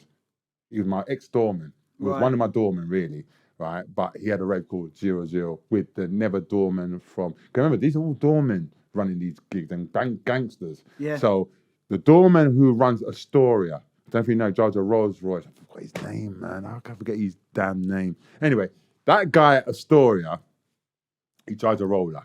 He runs all the doors at Astoria. Right. He teamed up with my black mate, and them two were running all the raves, right? And they're all getting warehouses and things like that. He's like that, the my man. And he was like, he's the one who got the one who was doing the raves behind my back when I was in prison. Right. When I found out they've done a few raves, i.e. under the Ibeefa banner, and not told no one, and got away with it. I said, all right, okay. So when I found out, what they realised, they knew I was back, but they couldn't come and see me. So what they'd done, they said, we've got a rave down at Old Fords. They got a rave at Old Ford. So all these people was turning up. Loads of people was turning up. I go, well, I'm famous, aren't I? And I go, yeah, it's in there, it's in there. I go, it's in there, it's in there. So they all turned up for thinking it was 0-0, but it wasn't like Ibeefa. Right. So it was jam, ramming there. Wicked. They turned up in their roller. They turned up, the two of them, the black guy and the other guy. He goes, oh, all right, Paul, I heard that you're out. He goes, I heard that you're out. We sent all the people down there, man. We sent all the people down there. Anytime there's any money, that's what they said. I was in the back of the roller. I goes, yeah, also, all that in there, I'm keeping all of that fucking money. Yeah. Goes, what do you mean? What do you mean by that? You're keeping all that money? Well, I didn't know that you was running Raves behind my back. So at the end of the day, you ain't getting a fucking penny. All right? Yeah. This is all mine. And open up the back door of the roller or fucking do the fair. Because that's how I was at gym. I was tongue. Pull. Get me out of the roller. So I got out of the roller. I didn't fuck off, right? Okay, don't do the Rave. Because Paul, you're quite like that whole '89 era is full of, all the books that were written, all the stories. Even though out on the dance floors, euphoria, cuddling, yeah. Behind the scenes, it was unsavoury. Right? It's run by gangsters. And you are. There's only a few people, and I know you all, who'd survived through that and actually puffed your chest out and were like, nah, sorry. Well, what happened was, all right. When I was running King's Cross, and was in there, and someone said, oh, Paul, someone's pulling out the wires, someone's fucking with the wires, some sound stack was going off, and what the fuck's going over there? Went over there, man, the engineer goes, someone's pulling out the wires, and pushing back, someone's cutting the wires, and I said, whoever's cutting this fucking wire, I'm going to find out. Paul, I don't know if you know, not Paula. Yeah, Paula. Pauline. Bodybuilding. Paula. That's it. Right. She's a bodybuilder. She was, everybody fucking knew her. She was like the first woman to be at the door at Astoria. Big, well, she's a bodybuilder, so she's quite big for a woman. And she knew everybody. And she was in my rave working at my door for me. She goes to me, it's them boys, blah, blah, blah. I think the West Ham lot or whatever the case at the time. I said, yeah? I said, you tell them they're not coming out. Yeah. They aren't coming out of this fucking rave. Just tell you the Tottenham boys are in here and we're from the farm and you're not coming out. So if you continue doing the thing, you're not coming out of here. And I think they went, nah, not this firm. Yeah. And they left. Because you think like a lot of the sort of like, because this is the thing that has always fascinated me about that era. Okay. Is like now people, or in the, let's say the 90s, the Sanctuary era, the mid-90s era, that's right. People would travel all over the UK for a rave. That's right. But in them times, if you're a North London man, it'd be a North London. Party's North London. That's right. I would never go south. Genesis is East London. Their parties are over there. That's right. Like Frost even says, when he first started DJing, he didn't go to North or East London. I never went south. Right. People wouldn't go south. Right. So you do get like these unknown territories where gangsters from a certain area or football hooligans from a certain area, they might have gone into a different place that they weren't from and then thought, you know what, this ain't for us. That's in the right, same way that you wouldn't go somewhere. That's right. And in that early infancy of rave and warehouse parties and acid and Ecstasy, it was different, wasn't it? It was all very, that's my area. That's that's right. North London was just North London. That's why we never moved from the Rocket Holloway Road. We just found that kept where it was and done all our events there. Like, people don't know about Bagley's. We fucking reinvented that thing called Bagley's. No one knows. Yeah. Well, we had a place called Cedric Studios in Hampton High Street. Remember Cedric Studios? Remember Cedric Studios with Lance? RIP to Lance. We was in there. I was in there working with Lance, and I hired the staging. I hired the stage from them, boy. That's why the staging company was in Bagley's. Yeah. Actually inside Bagley's before Bagley's was Bagley's. So I went and hired the stuff from the boys. They come to the warehouse and they saw what we was doing. He goes, you know what? I like what you're doing, man. What do you think we can do? I thought, well, what have you got? Yeah, we got a warehouse. We can fucking do this. If you lot can do it, we can fucking do it. When I went back, they moved the staging company from up the top where it was down the bottom, and Bagley was born. Yeah. And from what they saw we was doing. Yeah. But right, before we get on to like, I want to get on to like 1990 and other bits, right? Yeah, go on then. Like, before we do that, something that's like always fascinated me as well is like, even though 88, 89 is the peace, love, ecstasy, there's always this thing that's sort of like, no, the trouble didn't come to raves until jungle or garage or and I've never believed that. I've always believed that trouble has always surrounded events. But in like the rave scene, the acid scene, it was behind the scenes, and like I also think that some people emphasize too much trouble being around certain musics when I don't believe that's the case. I think there's always been unsavory elements. It's just different time zone. But all I can say is that what you said earlier, from the early acid house parties, there's always been trouble. But it was always with the gangsters. It didn't happen on the dance floor. It happened behind the scenes. Man would get killed or chopped up or blah blah blah. What happened with the other one? It came from the streets upward. That's what it came from the street while they were rushing the door. The street elements. It was just they were rushing the door. So it wasn't like that particular music or that music. It's just that every music had a different way of making trouble, as they say. Like that was like the street element. This is gangster element because the rave scene, the early part of the rave scene, was controlled by gangsters. Yeah. And you've been privy to all of it. It was controlled by gangsters. Of the trouble. All of it was done by gangsters. You know, especially if we moved to East London, all they want them big warehouses. They go, look, man, them kids are making 60 grand a pop, and we don't need to rob a bank. We can just do a big warehouse or kidnap the kids and hey ho. That's how my mate Dave Roberts got involved from Sunrise because Tony Cassione's a rich kid. He couldn't go to East London. He don't know no one. Yeah. So he needed muscle. And who was the muscle? Dave Roberts. Right. And Dave Roberts and he done Back to the Future at Linford Studios. Yeah. That was Dave Roberts. But because you had a lot of people, didn't you, like team up, like maybe a more creative, like kid who weren't like part of the like any kind of anger or violence or background, but then you'd team up with people who like knew more muscle and that's how it was. To move around. If you're not have a little firm back then and you're weak, you get taken advantage of. Because it's not like you're literally breaking into warehouses illegally. Well, drugs are getting sold illegally. Like the whole thing. You got to deal with the police.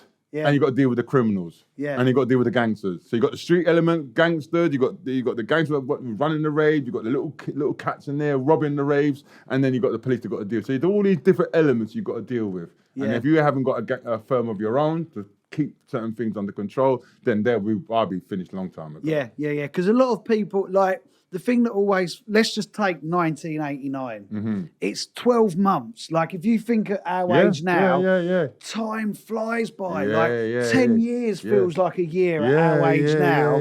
But when you think back to that, 1 year, just that 89 era, it's 1 year, it's 12 months. And like literally the stories, the mythology. I think with that, it's because it was every Saturday. It wasn't like 1 month. It was every Saturday. Every Saturday we're doing something. Yeah. Look, the Black Women's Centre. Yeah. I was running the Black Women's Centre. No one could trouble me there because the Broadwater Farm boys were there, protecting it. It was their little, Paul's bringing the kids there. They're selling their little weeds.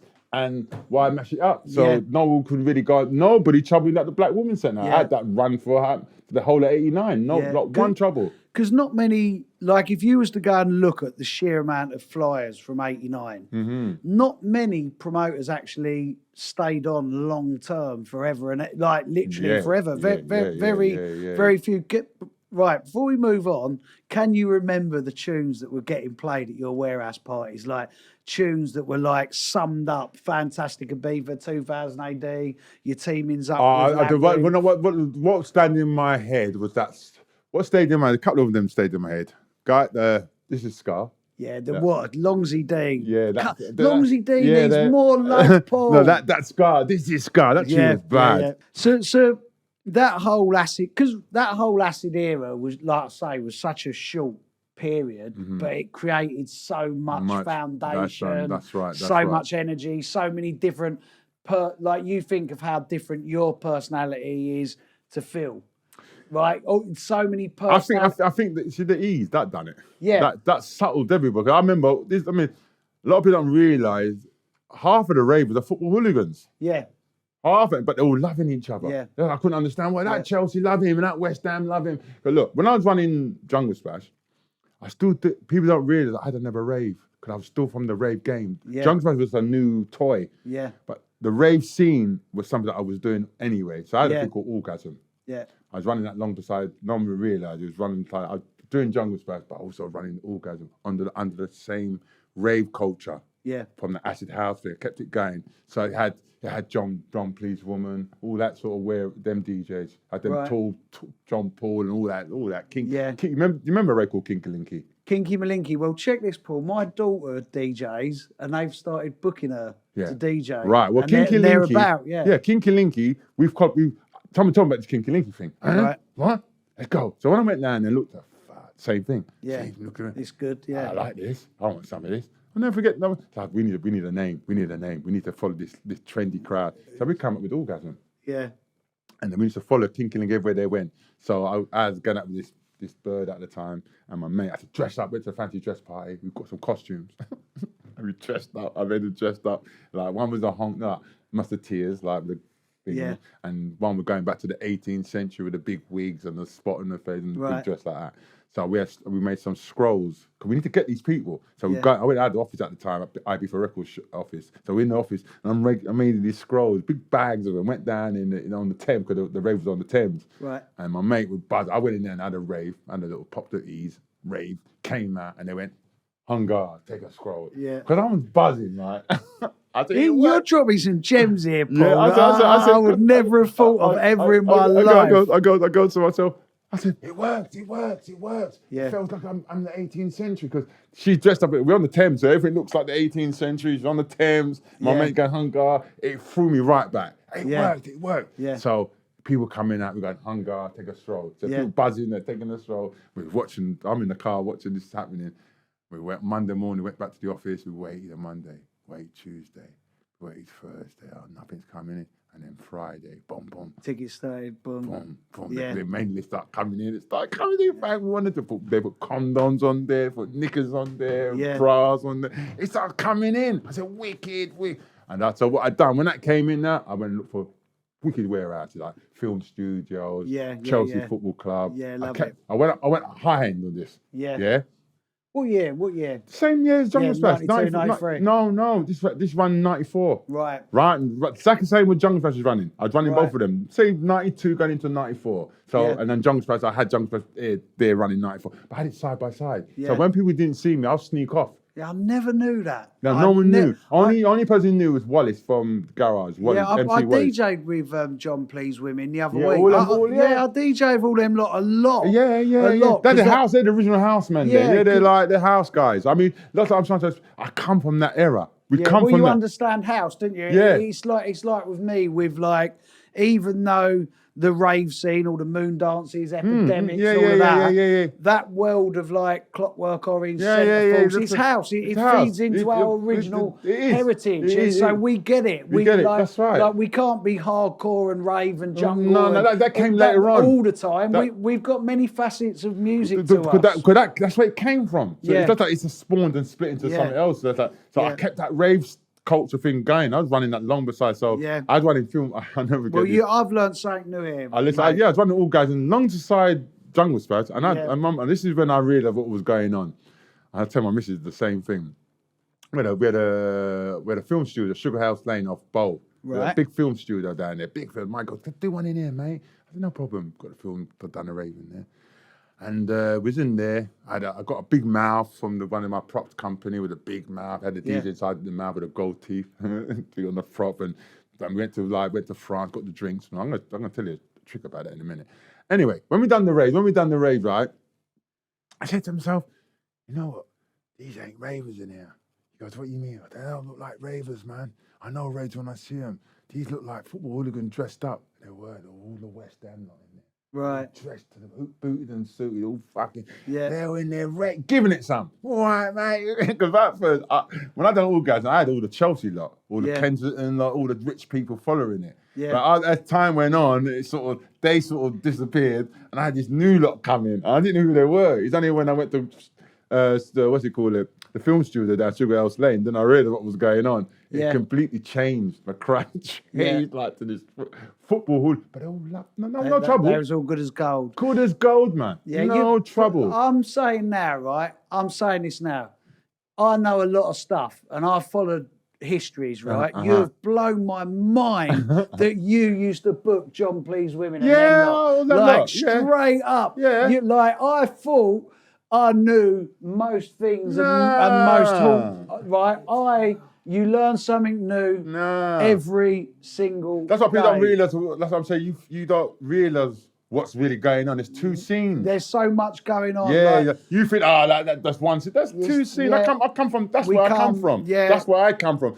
The jungle scene and the drum and bass scene is what we invented. Yeah. It's what we British men invented. Come up through. We invented it. Us lot together, the youngsters, the next. We invented it. That's why it's here. Otherwise, it wouldn't be here. But I don't care what anyone said. The word jungle. This thing. I'm gonna get onto this little thing about jungle because it's been bugging me for a little while. I have not said anything to nobody. I'd let everybody talk. You thought Dan would be the person to come and talk this to. So I said, I'm not gonna get to the right person. You see, Broadwater Farm was called jungle. Yeah. That's where the terminology came from in Tottenham. Anybody from Tottenham knew that Broadwater Farm was jungle. You go to the jungle, get your weed or your little drugs, and you fuck off. Yeah. Well, what happened when I found out there's a guy called I've done a little bit of research because I wanted to find out why is it called jungle. So I've done a bit of research. Yeah. There's a guy called Runaway Slave. Right. Right. He's a political. He's from Jamaica. Right. There was when Suargo had there was some political movement going on in Jamaica at that particular in the 80s. There was a lot of gun shooting and going, a lot of gangster things, but it's all to do with the president or the prime minister of Jamaica was paying these guys to go out and shoot people to get the votes. Yeah. Right. Anyway, there's a place in Jamaica called Jungle. Right. And Rima. Two rivals. Yeah. Well, it's two political groups, isn't That's it? Right. That's right. And they were revolved around sound systems. That's right. The whole thing over there. The whole and thing. Like one political. So you know. Yeah. Of course. You know. So you know. So you know that he came to Broadwater Farm and made that a stronghold.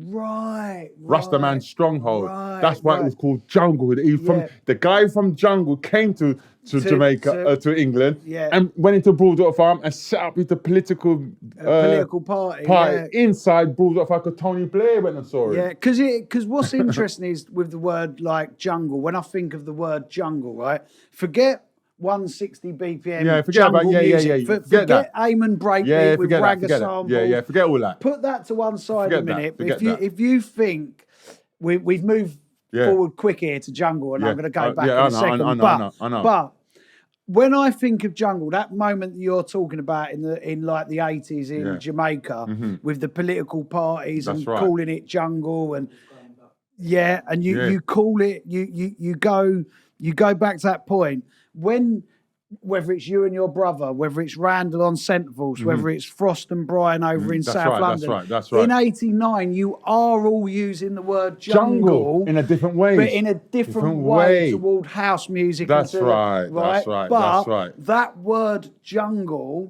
was around because people grew up on listening to sound system tapes and hearing that word, hearing it through the political movements that you're That's what I heard talking about. So and I've said this for so long in interviews and stuff. The word jungle was floating around even the acid house. Even the acid house. Yes. It's been around a long time. Yeah. I mean, I've done some more homework when it comes to jungle to see how deep jungle is. On the music front, not so much the political side. You got my man, what's his name, Jerry Armstrong. Right. These are jazz players. These are ragtime. Yeah. Got Django Owes Me Money. Yeah. These are. Oh, sorry. Duke Ellington. Sorry if I got that wrong down. Yeah, Duke Ellington, not Jungle Money. And then it's been around in the 30s and it's been around in the 60s. So it's been around. We're not the first. It's been around a long time. It's been circling. Because I always say, right, like in a lot of my videos that I do on Instagram and Facebook where I frame something quickly. I don't believe that there can ever be a first. No. Because art and music and that doesn't... It revolves. There's always something that it goes... It revolves. I wasn't the first. Yeah. Because James Brown was doing it in 1975. You've got the Jungle Brothers in 1981. Come on. It goes on and goes on. But it's the way in which the terminology is then placed onto things. Yeah, Right. yeah. We skip for mate. You've booked John Please Women. That's blown my mind.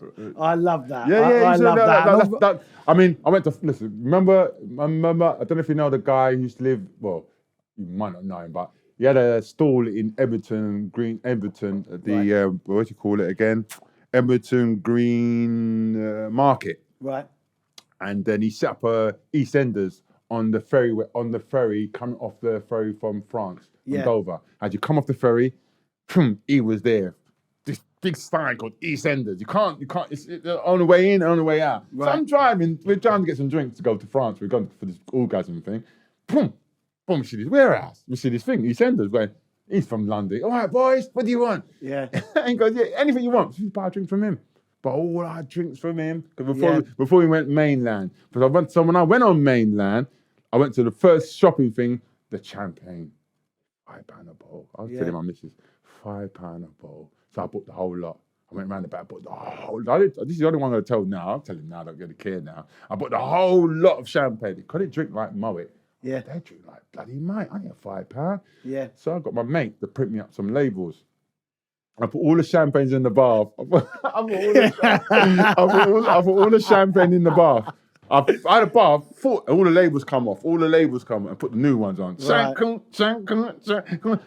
And it went on for years, right? To they all think it was all Moet. Stories. I love it. That's how it was back in the day. You've got to be a little bit of DIY. Do you know in the modern world, we don't really have fiddles in the modern world, do we? And I love, absolutely love. That was good. But I love a little story. I love a little endearing I'm going to give you another one. Go on. We used to go to Best Ways and go to the guy in there. Got any drink? He goes, yeah, mate. I said, want you out of stock beer? Yeah, half the price. Used to buy out of stock beer after the price, shot him in our Raves. And then after the Rave, when we were left up, we had beer fights. Shake them up and go, and then beer fights. Yeah, beer fights. Because we didn't care about the beer because we made our money. You know what I mean? So we didn't really care. We used to leave them in the wear after orgasm. We used to leave them in there. Just leave them. They're a date. We didn't care. We made our money, and that's what we used to do. Always an angle, isn't there?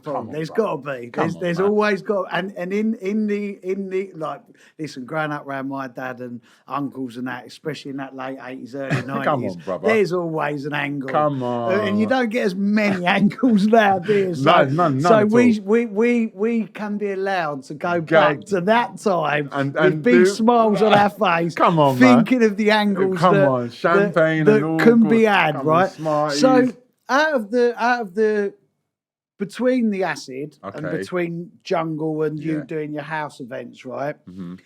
When did you notice a change in music from the 89 going into 1990? When did you start? Right, so listen, what interests me here is like as DJs, we all knew that music was changing and like a lot of people took I'm just going to be drum and bass, or I'm just going to be hard house, or I'm just going to be techno, right? And when did you start seeing music change from the 89 all under one roof? Because obviously you've then been influenced in the same way I was influenced as a DJ to go different routes. What? You was influenced as a promoter as well. You stuck with your house roots and you moved with the jungle. But what happened was after when I got nicked. When I got the last warehouse in Tottenham, right, with John Maguire, Phil. I don't know where Phil was at the time, but he was out by then. Right, and a few other girls was at the time. We got nicked in the warehouse, and they took me to the police station, and we had a bag of E's, and they never searched us properly, so we had it. But they tell us they didn't search us at all. I said, what are we going to do with these E's? We're in there, all of us banged up together, about 8 of us in this bloody thing. So we're going to do with this. They all banged us all together. What are we going to do with these? Fuck, let's pop them. So we'll start, fuck it. We'll pop the E's, right? We're all popping in. We're in the cells. So you're in the cell. Buzzing. The buzz coming up now. Now I'm getting interviewed. Right. The cops got interview. Because we were talking loud and gibberish, he couldn't understand what we were saying. He goes, you know what? Get them out of my fucking cell. Get them out. Threw us out. They threw us out. The police station in Edmonton actually threw us out. Go on. No charges. Just threw us. Like, because you're talking gibberish. We're talking shit. Girls came round. Gurning away. Yeah, all of us were. So we came round in the van. I'll never forget. She came round in the van, jumped in the van. I was at the back, buzzing. And I said to myself, you know what? Fuck this. Ibeefa Records. That's out of the blue. Yeah. And it's them. Ibeefa Records. What are you talking about? I said, they can stop the Raves, but they can't stop the fucking vinyl. I'm going down that road. Yeah. I'm buzzing them, by the way. I'm Yeah. talking, but they didn't know what I was on about. Yeah. They're like, what record? What are you talking about? I'm going down that road. Fuck it, I'm doing it. Yeah. So the next day I went hunting. Went hunting, went fucking looking. Went to my mum, you know your mate, because your mate will cut that record, that singer guy. Yeah, he can sing, he can. I don't care if he can't sing. I want to know how he done it, mum. Yeah. I want to know how he done it. She goes, oh, I don't know. And someone goes, go to Fringer Park. There's a guy there, you might know him. I go, Fringer Park where? On top of the post office, go and see him. So I went down there and I saw him. It was Chris, music house. Chris. I said, Chris. I didn't know him at the time. I said to him, you cut me. Yeah, we do everything here, man. We do everything here. I didn't cut no tunes. I just found him. Yeah, you was just doing your own work. Yeah, I understand. Yeah, so that was 89. I went Ibeefa 89. Right. I went Ibeefa now. And my mate goes, going Ibeefa. Now I went Ibeefa. Yeah. Fly that there. Rave for the whole of that summer. Yeah. Broke my leg. That's what happened. Some motorbike come, broke my leg. I was out there till September, October. Everybody's fucked up on the island. I'm still on the island freezing my bollocks off, right? I said, I've got to go home, got to go home. So I said to the insurance company, I phoned them up. I go, listen, they're mugging you off. They got me under a forced retention and feeding me crap. I'm fit to fly. Yeah. Are you? Yeah. Next minute, car was there. Fly back to London. Wicked. Got to London. Now I've got a broken leg. Can't fucking do anything. I said, what am I going to do now? I can't just sit here. So my mate goes, oh, I've got a studio. Want to come round? I said, yeah, I'll come round. Sat in the studio. Yeah, there were all the little bits and bobs in his room, in his bedroom. I looked in there and went like, whoa, yeah, I want to make a tune. Yeah, we're going to make a tune. So I ran home, got all my tunes that I bought from Music House, from Chris, my Powerhouse, Music Power. I started sampling. Right. This is where it all started. Because I love all the lyric stuff, I started doing all my lyrics. I was sampling this, sampling that, putting the forefront, and that's how it all started for me. Yeah. And that's when I knew the music had to change. Because this is when I met, when I've done that now for the first time, now I need to go and cut this thing. I've got the thing now, I'm going to go. Then I went and saw, I said, Neil, a guy called Redskin Neil. You might have heard of his label called Redskin Records. Redskin, yeah. Yeah, but he's Neil. I goes, I heard that record that you made round so-and-so's house. I said, do you want some of that stuff, Pete? He goes, what? Can we buy our own stuff? Said, yeah. They'll keep going around his house. All right, come and check me. So he come check me. We went to Digital Village up in Barnet. Never didn't know what we was talking about. Right. He goes, don't know what you're talking about, boys. Because they had all the pianos and the no software. It's all guitars and hardware. You put in a mixing desk. So he didn't know what the fuck we was talking about. We were scratching our head. Where can we go now? I go, Charing Cross Road, Turnkeys. We flew down to Turnkeys and the BM. Flew down there. Oh, we're looking for it. I know exactly what you want, boys. I'll never forget the guy's name, Paul. Right. Blonde-haired guy. I know exactly what you want, boys. I know. He went, you want this? 950 sampler. See? What's that? Yeah. You want this? A desk. Spirit Death. We bought the Spirit Death. Fantasy bought that desk off me, you know? Oh, did Steve Fantasy buy it off you? Yeah, bought that same desk. He bought the desk off me. But anyway, I bought the desk.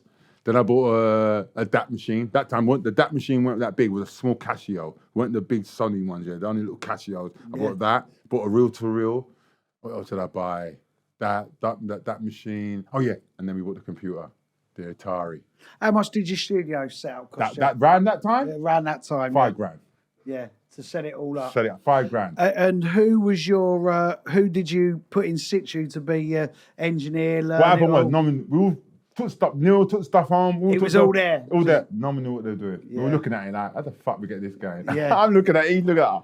Don't ask me, because I don't know nothing. You made me go and buy it. I ain't got a clue. Yeah. So he goes, don't worry. And he fucked off, Neil. Then he came back with this guy. This is Noise Factory, James. Right. I remember when you gave me one of your first white labels. I know I've told you this a million and one times. I remember. But this is for the purpose of the camera. Right. When I was about 15 at Four Aces, Paul brought up a white label. Oh, did he? But you're on the decks then? Yeah, and Paul brought up a white label, and the following week, Labyrinth and 2000 AD did an event at Tottenham Sports and Leisure Centre. Yeah. Paul come up to me and he went, what do you think? And at the time we were playing Where Love Lives, Love Dancing, and all of that. Okay. But his tune was faster and more rugged, like it was made out of a bedroom. Yeah, it was. And me, 15 years of age, all cheeky, he said, what do you think of it? I said, I don't really like it. It's too fast and noisy. And he went to me, he literally said to me, this music's the future. Yeah.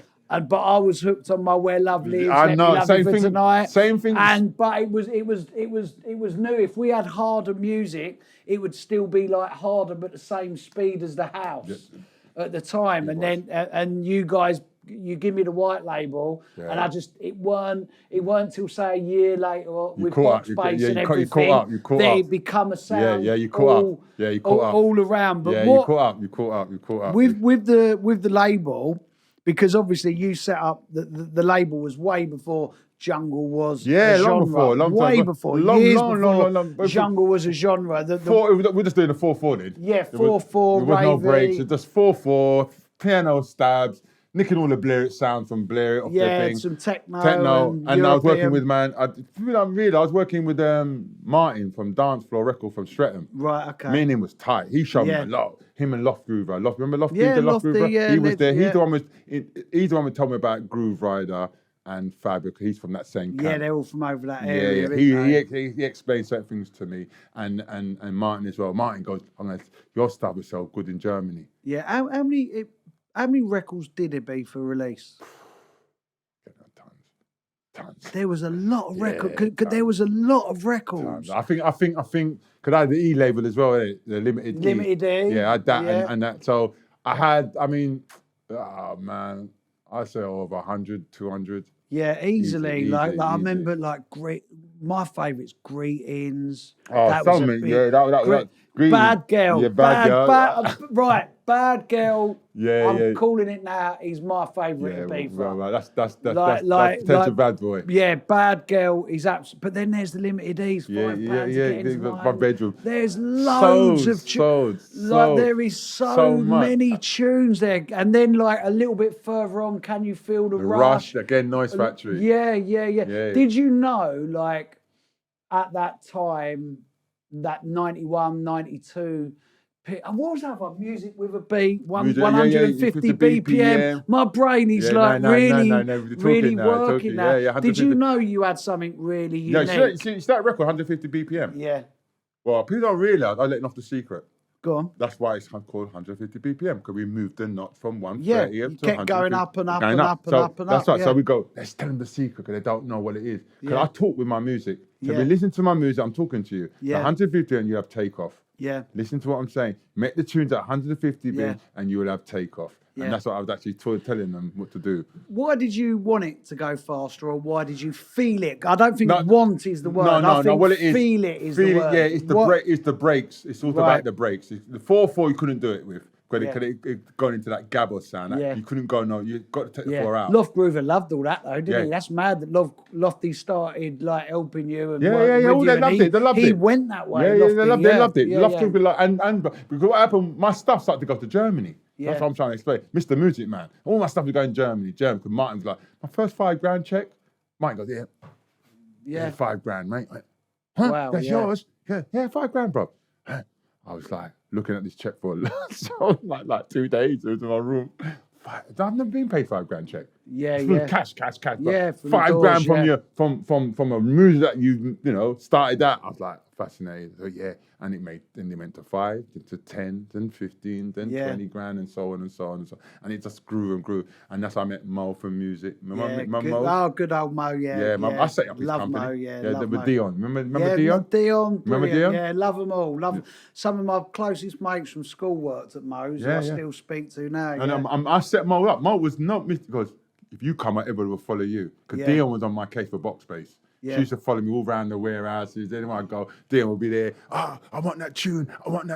I said, Dion, leave me. That's how she wasn't with Mo's then. She was with somebody in South London. I forgot the name of the company. I don't think it was Greyhound or one of them companies in South London before she went to Mo. But she goes, if I go to Mo, I want this tune with me, Paul. Yeah. I'm going to sit with Mo. I said, it's a new company, Paul. Come with me. I said, you know what, Dion? Because you've been bothering me for that. Take it. She took it and launched, and Ibeefa would launch. What did you prefer, or if you look back to that era, what do you prefer, releasing music or promoting raves? Releasing music. I always say like the rave. I didn't mind doing the raves, but the music was when I stumbled on that, it's wow, man. Because the thing, I don't know if you agree with this, like me and Sonia, I think it's like 29 years unbroken promoting. Okay. In the same way that us releasing music is something like 30 years, my DJing's Oh, 35 years, right? Right. But as a promoter, I always say promoting is the arse end of what we do. Well, yeah. Because it's the hardest thing. We've got the most money to lose. All Yeah, the hard work falls on us. yeah, And once yeah, you've yeah. promoted, That's right. you realise what a joy releasing records is, even if it loses a bit of money or breaks even, because it's not... There's a different goal to it. It's not as hard. And I think where you have had such an influential label in British hardcore and jungle culture, but also you was like such an influential warehouse rave promoter. That question was just in my head. Like, I wonder what it is Paul liked the most, and you answered that. Look, afterwards, when I was doing the party, it was for money. Yeah. Then it became. I loved it. It wasn't for money. You must love it to do it for that long. For that long. And I started to forget about it, man. Sometimes I don't make no money at raves. Yeah. I just do it because I like putting on the party. Yeah. And then I realized the party needed to do. That's why when I done my first jungle rave, I done it for the music because it needed a scene. There weren't no scene. It was coming out of the hardcore scene. The jungle was just floating around. No one was really doing nothing with it. I said, no, let's do something with it. And that's why I done the jungle thing. Yeah. To do a jungle night for that thing. Because my first jungle night was not 94. My first jungle night was 92. Yeah, I remember one of your first jungle flyers in Music Power Records in America. I'm sure it had all like drawings of all the people, of all the crowds. Yeah, that was the 91 one. The first jungle flyer we done with a young lady who used to work at my office. Her sister was an artist. She drew a potential bad boy. She fancied Chris. She goes, I fancy him. Still a Greek girl, she was. Sat down one day in the office and just drawed him. I love that. I love that flyer. I love it because it's drawn. I love it. And that was the first jungle flyer. Ghetto Under the Sun, 92. I think Potential Bad Boy is an absolute genius. Yeah. And I also think he's an unsung pioneer. Yeah, definitely. Of this music. When I think back to like even when he did the Protocol tune. Yeah, I didn't realise. Which weren't on. That wasn't one that you released. No. When I look at his catalogue, it's pedigree. like, wow, this guy is like, he's deep. It just some of the aliases, some of the music. No, he's deep. He's deep. When I first met him, I met him around George's house. Right. George Power. I met him around his house one day. I was going around there because I do business with George, running the raves and doing the radio station, whatever the case may be. And I went round there to see George. George goes, I don't know this music. Go and talk to Paul. So I saw Chris in the office. I said, Chris, what are you doing here? I didn't know at the time. I looked in his hand and I went, but you got 2 floppy disks, blue ones. I said, I knew what they were. I said, oh, they are for Cubase or they're for the Atari. Right. So not Atari, for the Akai. And he goes, oh, come. I goes, I don't know what you're doing there, but anyway, come. What are they? Floppy disks? He goes, yeah. All your music on there? He goes, yeah. All right. Come to my studio. Went up the road. I said, look, just build me something. I don't care. I want to see if you can make beats first before I tell you the formula. So I said, build the beats first and come out the thing. He went in there and built some tune, came out with this tune. I said, you can build beats then. I said, right, now I'm going to tell you the jungle formula. This is what we do. How old was he? At the time, he was about 17. Yeah. 17 going, I think 17, 18. He left school by then. Because he left school about 16, 17. Because I'm 5 years older than him. Right. He's 50 now. Yeah, mate. As a musical geek, like someone who looks at catalogue numbers and aliases that people have had, Chris Potential Bad Boy CMC. is an absolute fascinating. Well, that's why I done the E-label for him. Yeah, because I didn't know when he started making things for Ibeefa, I knew what I wanted for Ibeefa. But when he started making this obscure with no 4/4s and just breaks and this and that, I thought, what the fuck? And I couldn't get my head around the music at the time. But I said, you know what? Let's make another label and see how it sort of progressed. And look, how in 90? Let's take a snapshot of 92, 93, 94 of you like coming out of the hardcore and getting this vibe for the jungle. Yeah. How different was London and promoting in that period compared to your 89 period? How different? Like musically, it's different. It's almost 5 years later. You're not breaking into warehouses anymore. No, this is but no. It's like half a decade later. Well, what happened was, different crowd, isn't it? Yeah. The crowd's different. I mean, it's more mixed now. Before it was like one way. It was like more white than blacks. But now we're into this 92, 93, 90, going up to 94. It was more mixed. Yeah. 50-50 now. It wasn't one way or the other. It was just 50-50. And that's what I liked about it. That 50-50 thing was going on. It was mixing. And it was more of an inner city, London. It was like a London thing. It wasn't like the M25 thing. It was more of a London culture thing. And that's what I loved about it. I mean, that's what I loved about it. It was I knew that people in there were Londoners. Because earlier, like you said, like growing up where you grew up, you just knocked around with black people and didn't really mix with white people until the rave come along. The rave come along. And then whether you was a football hooligan, whether you was a black guy who'd grown up on reggae and soul, you find this pounding beat, and then you all join together. You join together, but then 5 years later, you can really tell in certain music of that mixture of people. It is. That's what's happened. That mixture of people. Why we have got this drum and bass, jungle, this thing to today. This is what's happened. That mix has made this scene. Because like you're saying, in your early tunes, you put Balearic tunes in, and you put acid tunes in, and you put the breakbeats in, and you put the reggae in. I'm sorry to cut you, but I remember going to my brother. Look, I knew what was going on because being in London, I knew what was going on. Jungle techno could not play in London at a certain time. It was too mad. Two Midlands, It was because what happened was when I was doing Jungle Splash. Yeah. So when I was doing Jungle, I hired Patrick, my brother, and Top Bud. Yeah. And what happened was they emptied the dance floor because the music was different. It wasn't nothing because they were shit or nothing. It got nothing to do with it.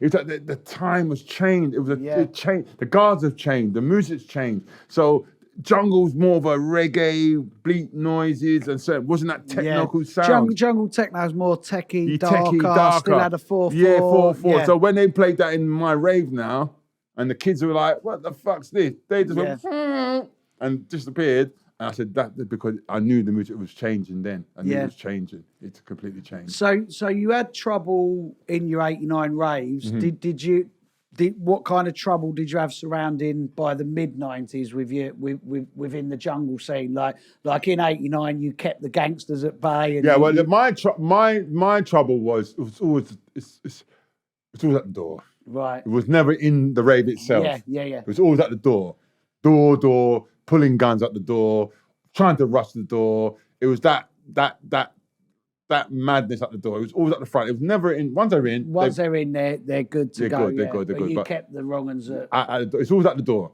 and they always try at the door. They give it the big, and you just know them. And boy, you're not coming in 4 on 5. No, you're not coming in there. Not tonight, boys. Leave it out. Yeah. And you just know them, and that's and sometimes I blame the security.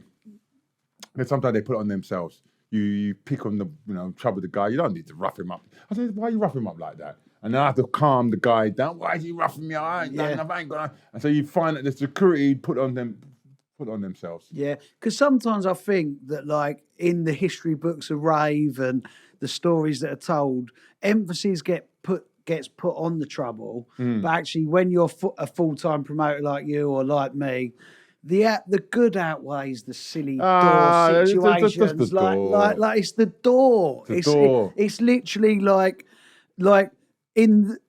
whether it's pubs, clubs, raves, it's the door. Look, I used to go AWOL. Right. And I'm going to be straight. I went to go AWOL.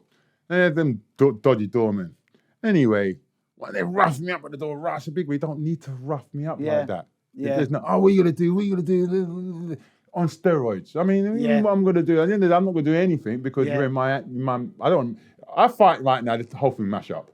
Yeah. You don't know who you're dealing with. So I'm not going to fight in someone else's rave. I won't do that. But at the same time, you're roughing up everybody at the door like we're mugs. And we're not mugs. Yeah. And then it became a feud between me and the doorman now. Everywhere I go, me and them arguing now because it became, that's why I don't go raves anymore, because you don't have to treat the punters. You rough them up and then you wonder why people turn and want to fight you all the time. Yeah. You cause some of the problems. Yeah, I agree with that because I think like like all the way through this, when you talk about promoting, you talk about getting on the E's, Yeah, the yeah, Raves. yeah, yeah, You yeah, talk yeah. about dressing up like Yeah, a yeah, showman to fly your that's right, thing. that's right, that's right. But in equal measures, you're not going to let anyone take the piss out of No, your I rave. know what I'm doing. But exactly. But I think the emphasis is always on the party, right? Of course. And the doorman, and if the doorman don't behave themselves, they can ruin your party. Yeah, I agree with that. They can ruin your party. That's why I got good doormen that I can trust, Yeah. that I just look after. All right, people, got them. Yeah. You know, so I got good doormen, I got bad doormen. So Yeah. I don't want that.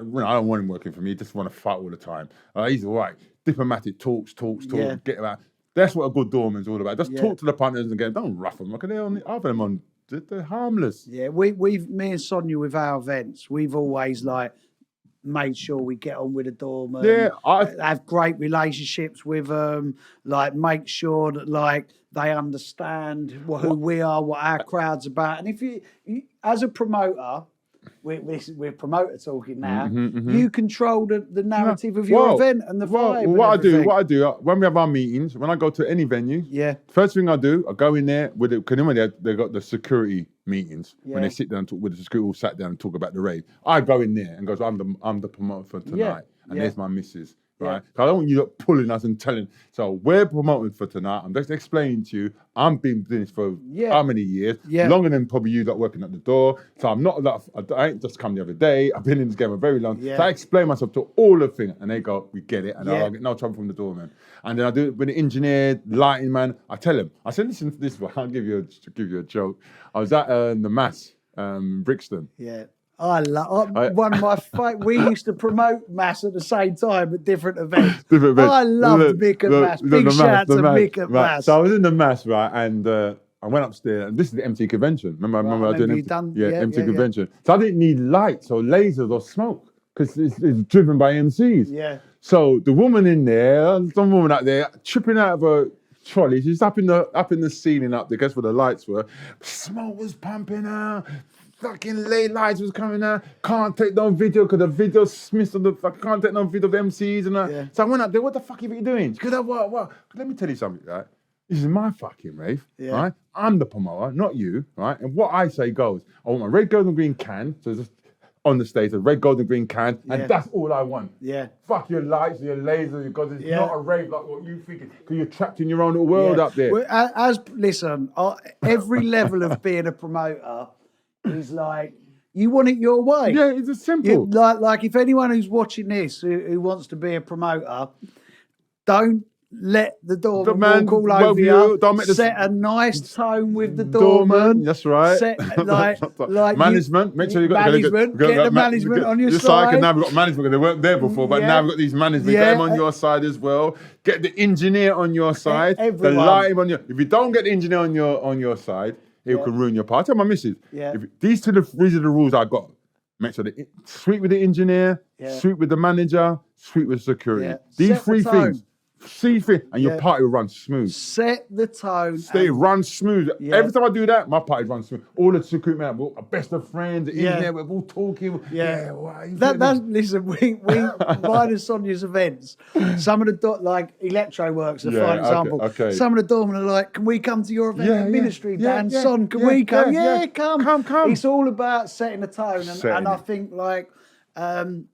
Sometimes young promoters and people just getting into it, and they get offended. They're scared of the security, or they take drugs and then security look at he's a bum. He don't know what he's doing. He's in there out of his tits, and then you've got this crowd at it. You've got to know what you're doing. They want to see that you're serious, and they also want to see that you know what you're doing as well. And you get on the whole thing. Half of them are unexperienced. Half of these doormen and these young guys at the door, they're non-experienced. You've got no experience. The thing that I take from your era of you. 2000 AD, Labyrinth. Right. What I take from your era, which now you're much older and much wiser. Is much wiser. We hope we're much wiser. What I take from it is always, which has always been a huge inspiration to me, is you have to look after the people. This party is for the people. Always has been. And they are at the front of this. like you've said in this interview, you've had events where you've lost money, you've had events where you've made money, but always at the heart of putting It's on a party is the people. Always. The people. And that's I've learned that from the early raves when the kids were following me. From that, I knew it was from that.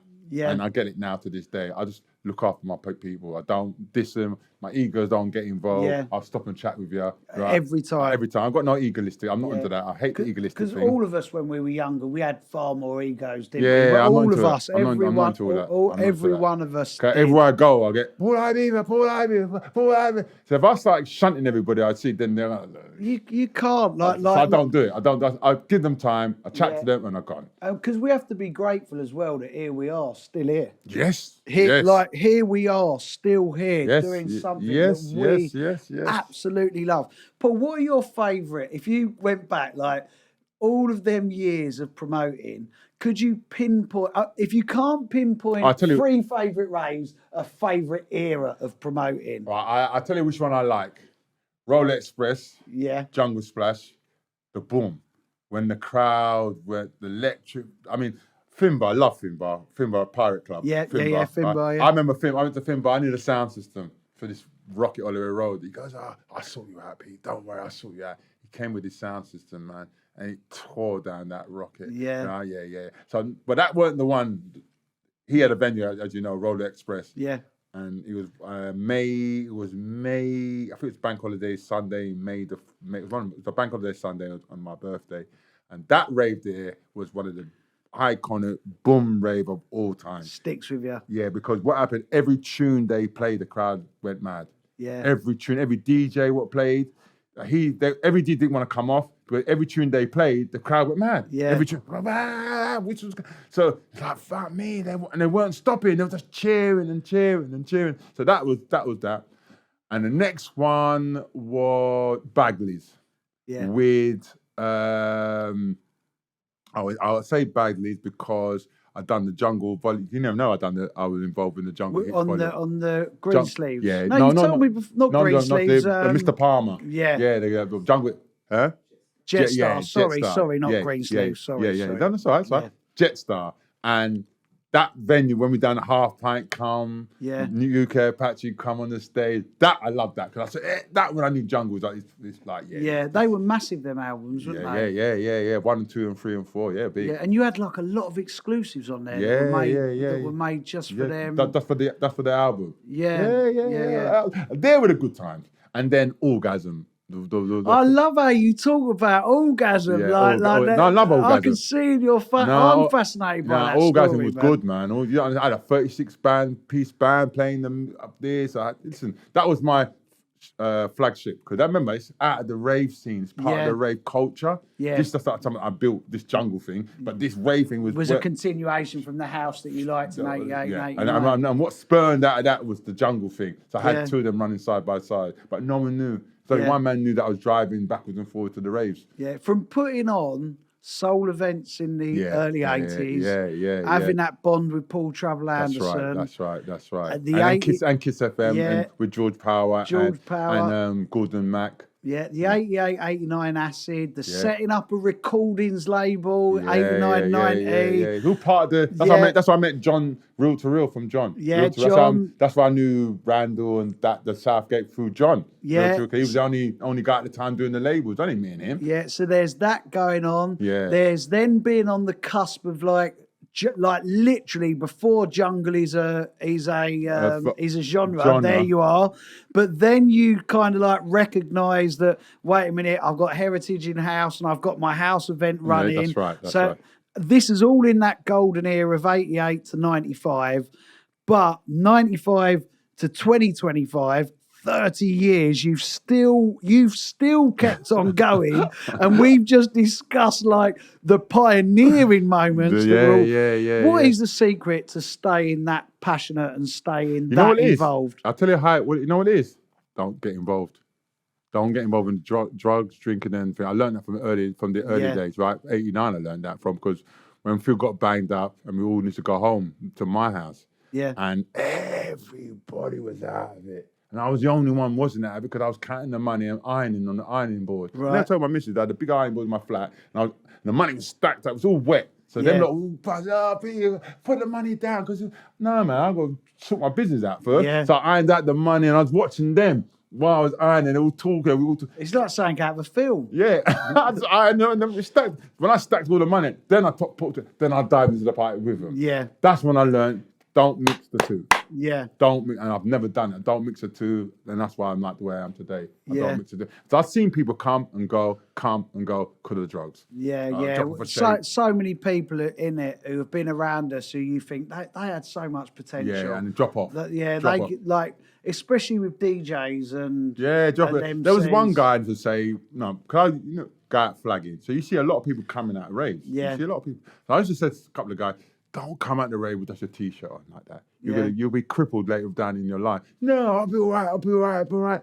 I said to my missus, I saw the same guy about 2-3 months ago, still fresh in my head. Yeah.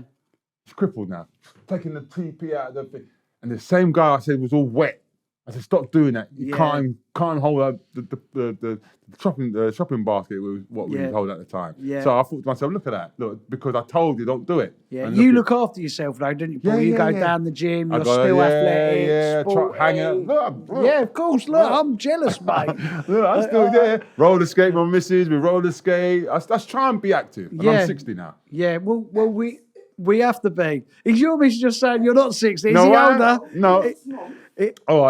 Go on, 61 next month. No, 60 next month. Oh, you say, he's playing down his age. Paul's missus is here. Yeah, 59. And she's telling him off. She's telling him off. She said, I'm 59. Do you know what? I don't know if you're like me, Paul, right? I'm sorry to rub my age in on you, but I'm 50 in May. Oh, you're still a puppy. Right, I'm still a puppy. I'm 50 in May, right? You're a puppy. Yeah, so I'm 50 in, 3 years older than me, right? So I'm 50 in May.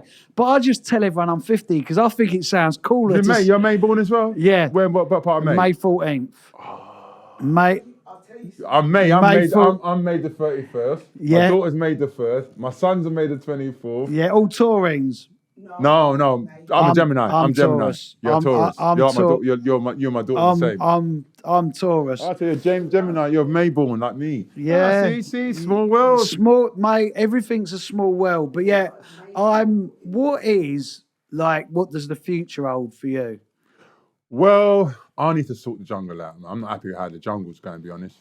I don't like the noise. It's not where I want it to. It's not my vision. I'm going to put a thought into your head. Brian G on last week's podcast said to me, "Is it time to start calling what they're calling jungle something else?" It's not jungle. Yeah. I get really.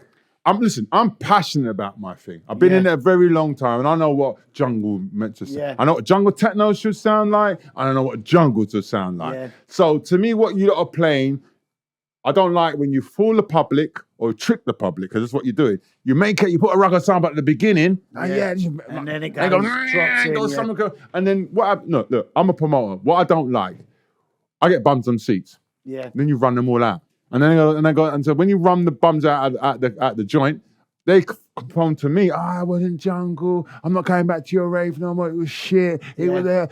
So it fucks up my party. Not you, the DJ. You got paid. So to me, you're messing up my party. Yeah. But now what I've done now, I've gone back to old.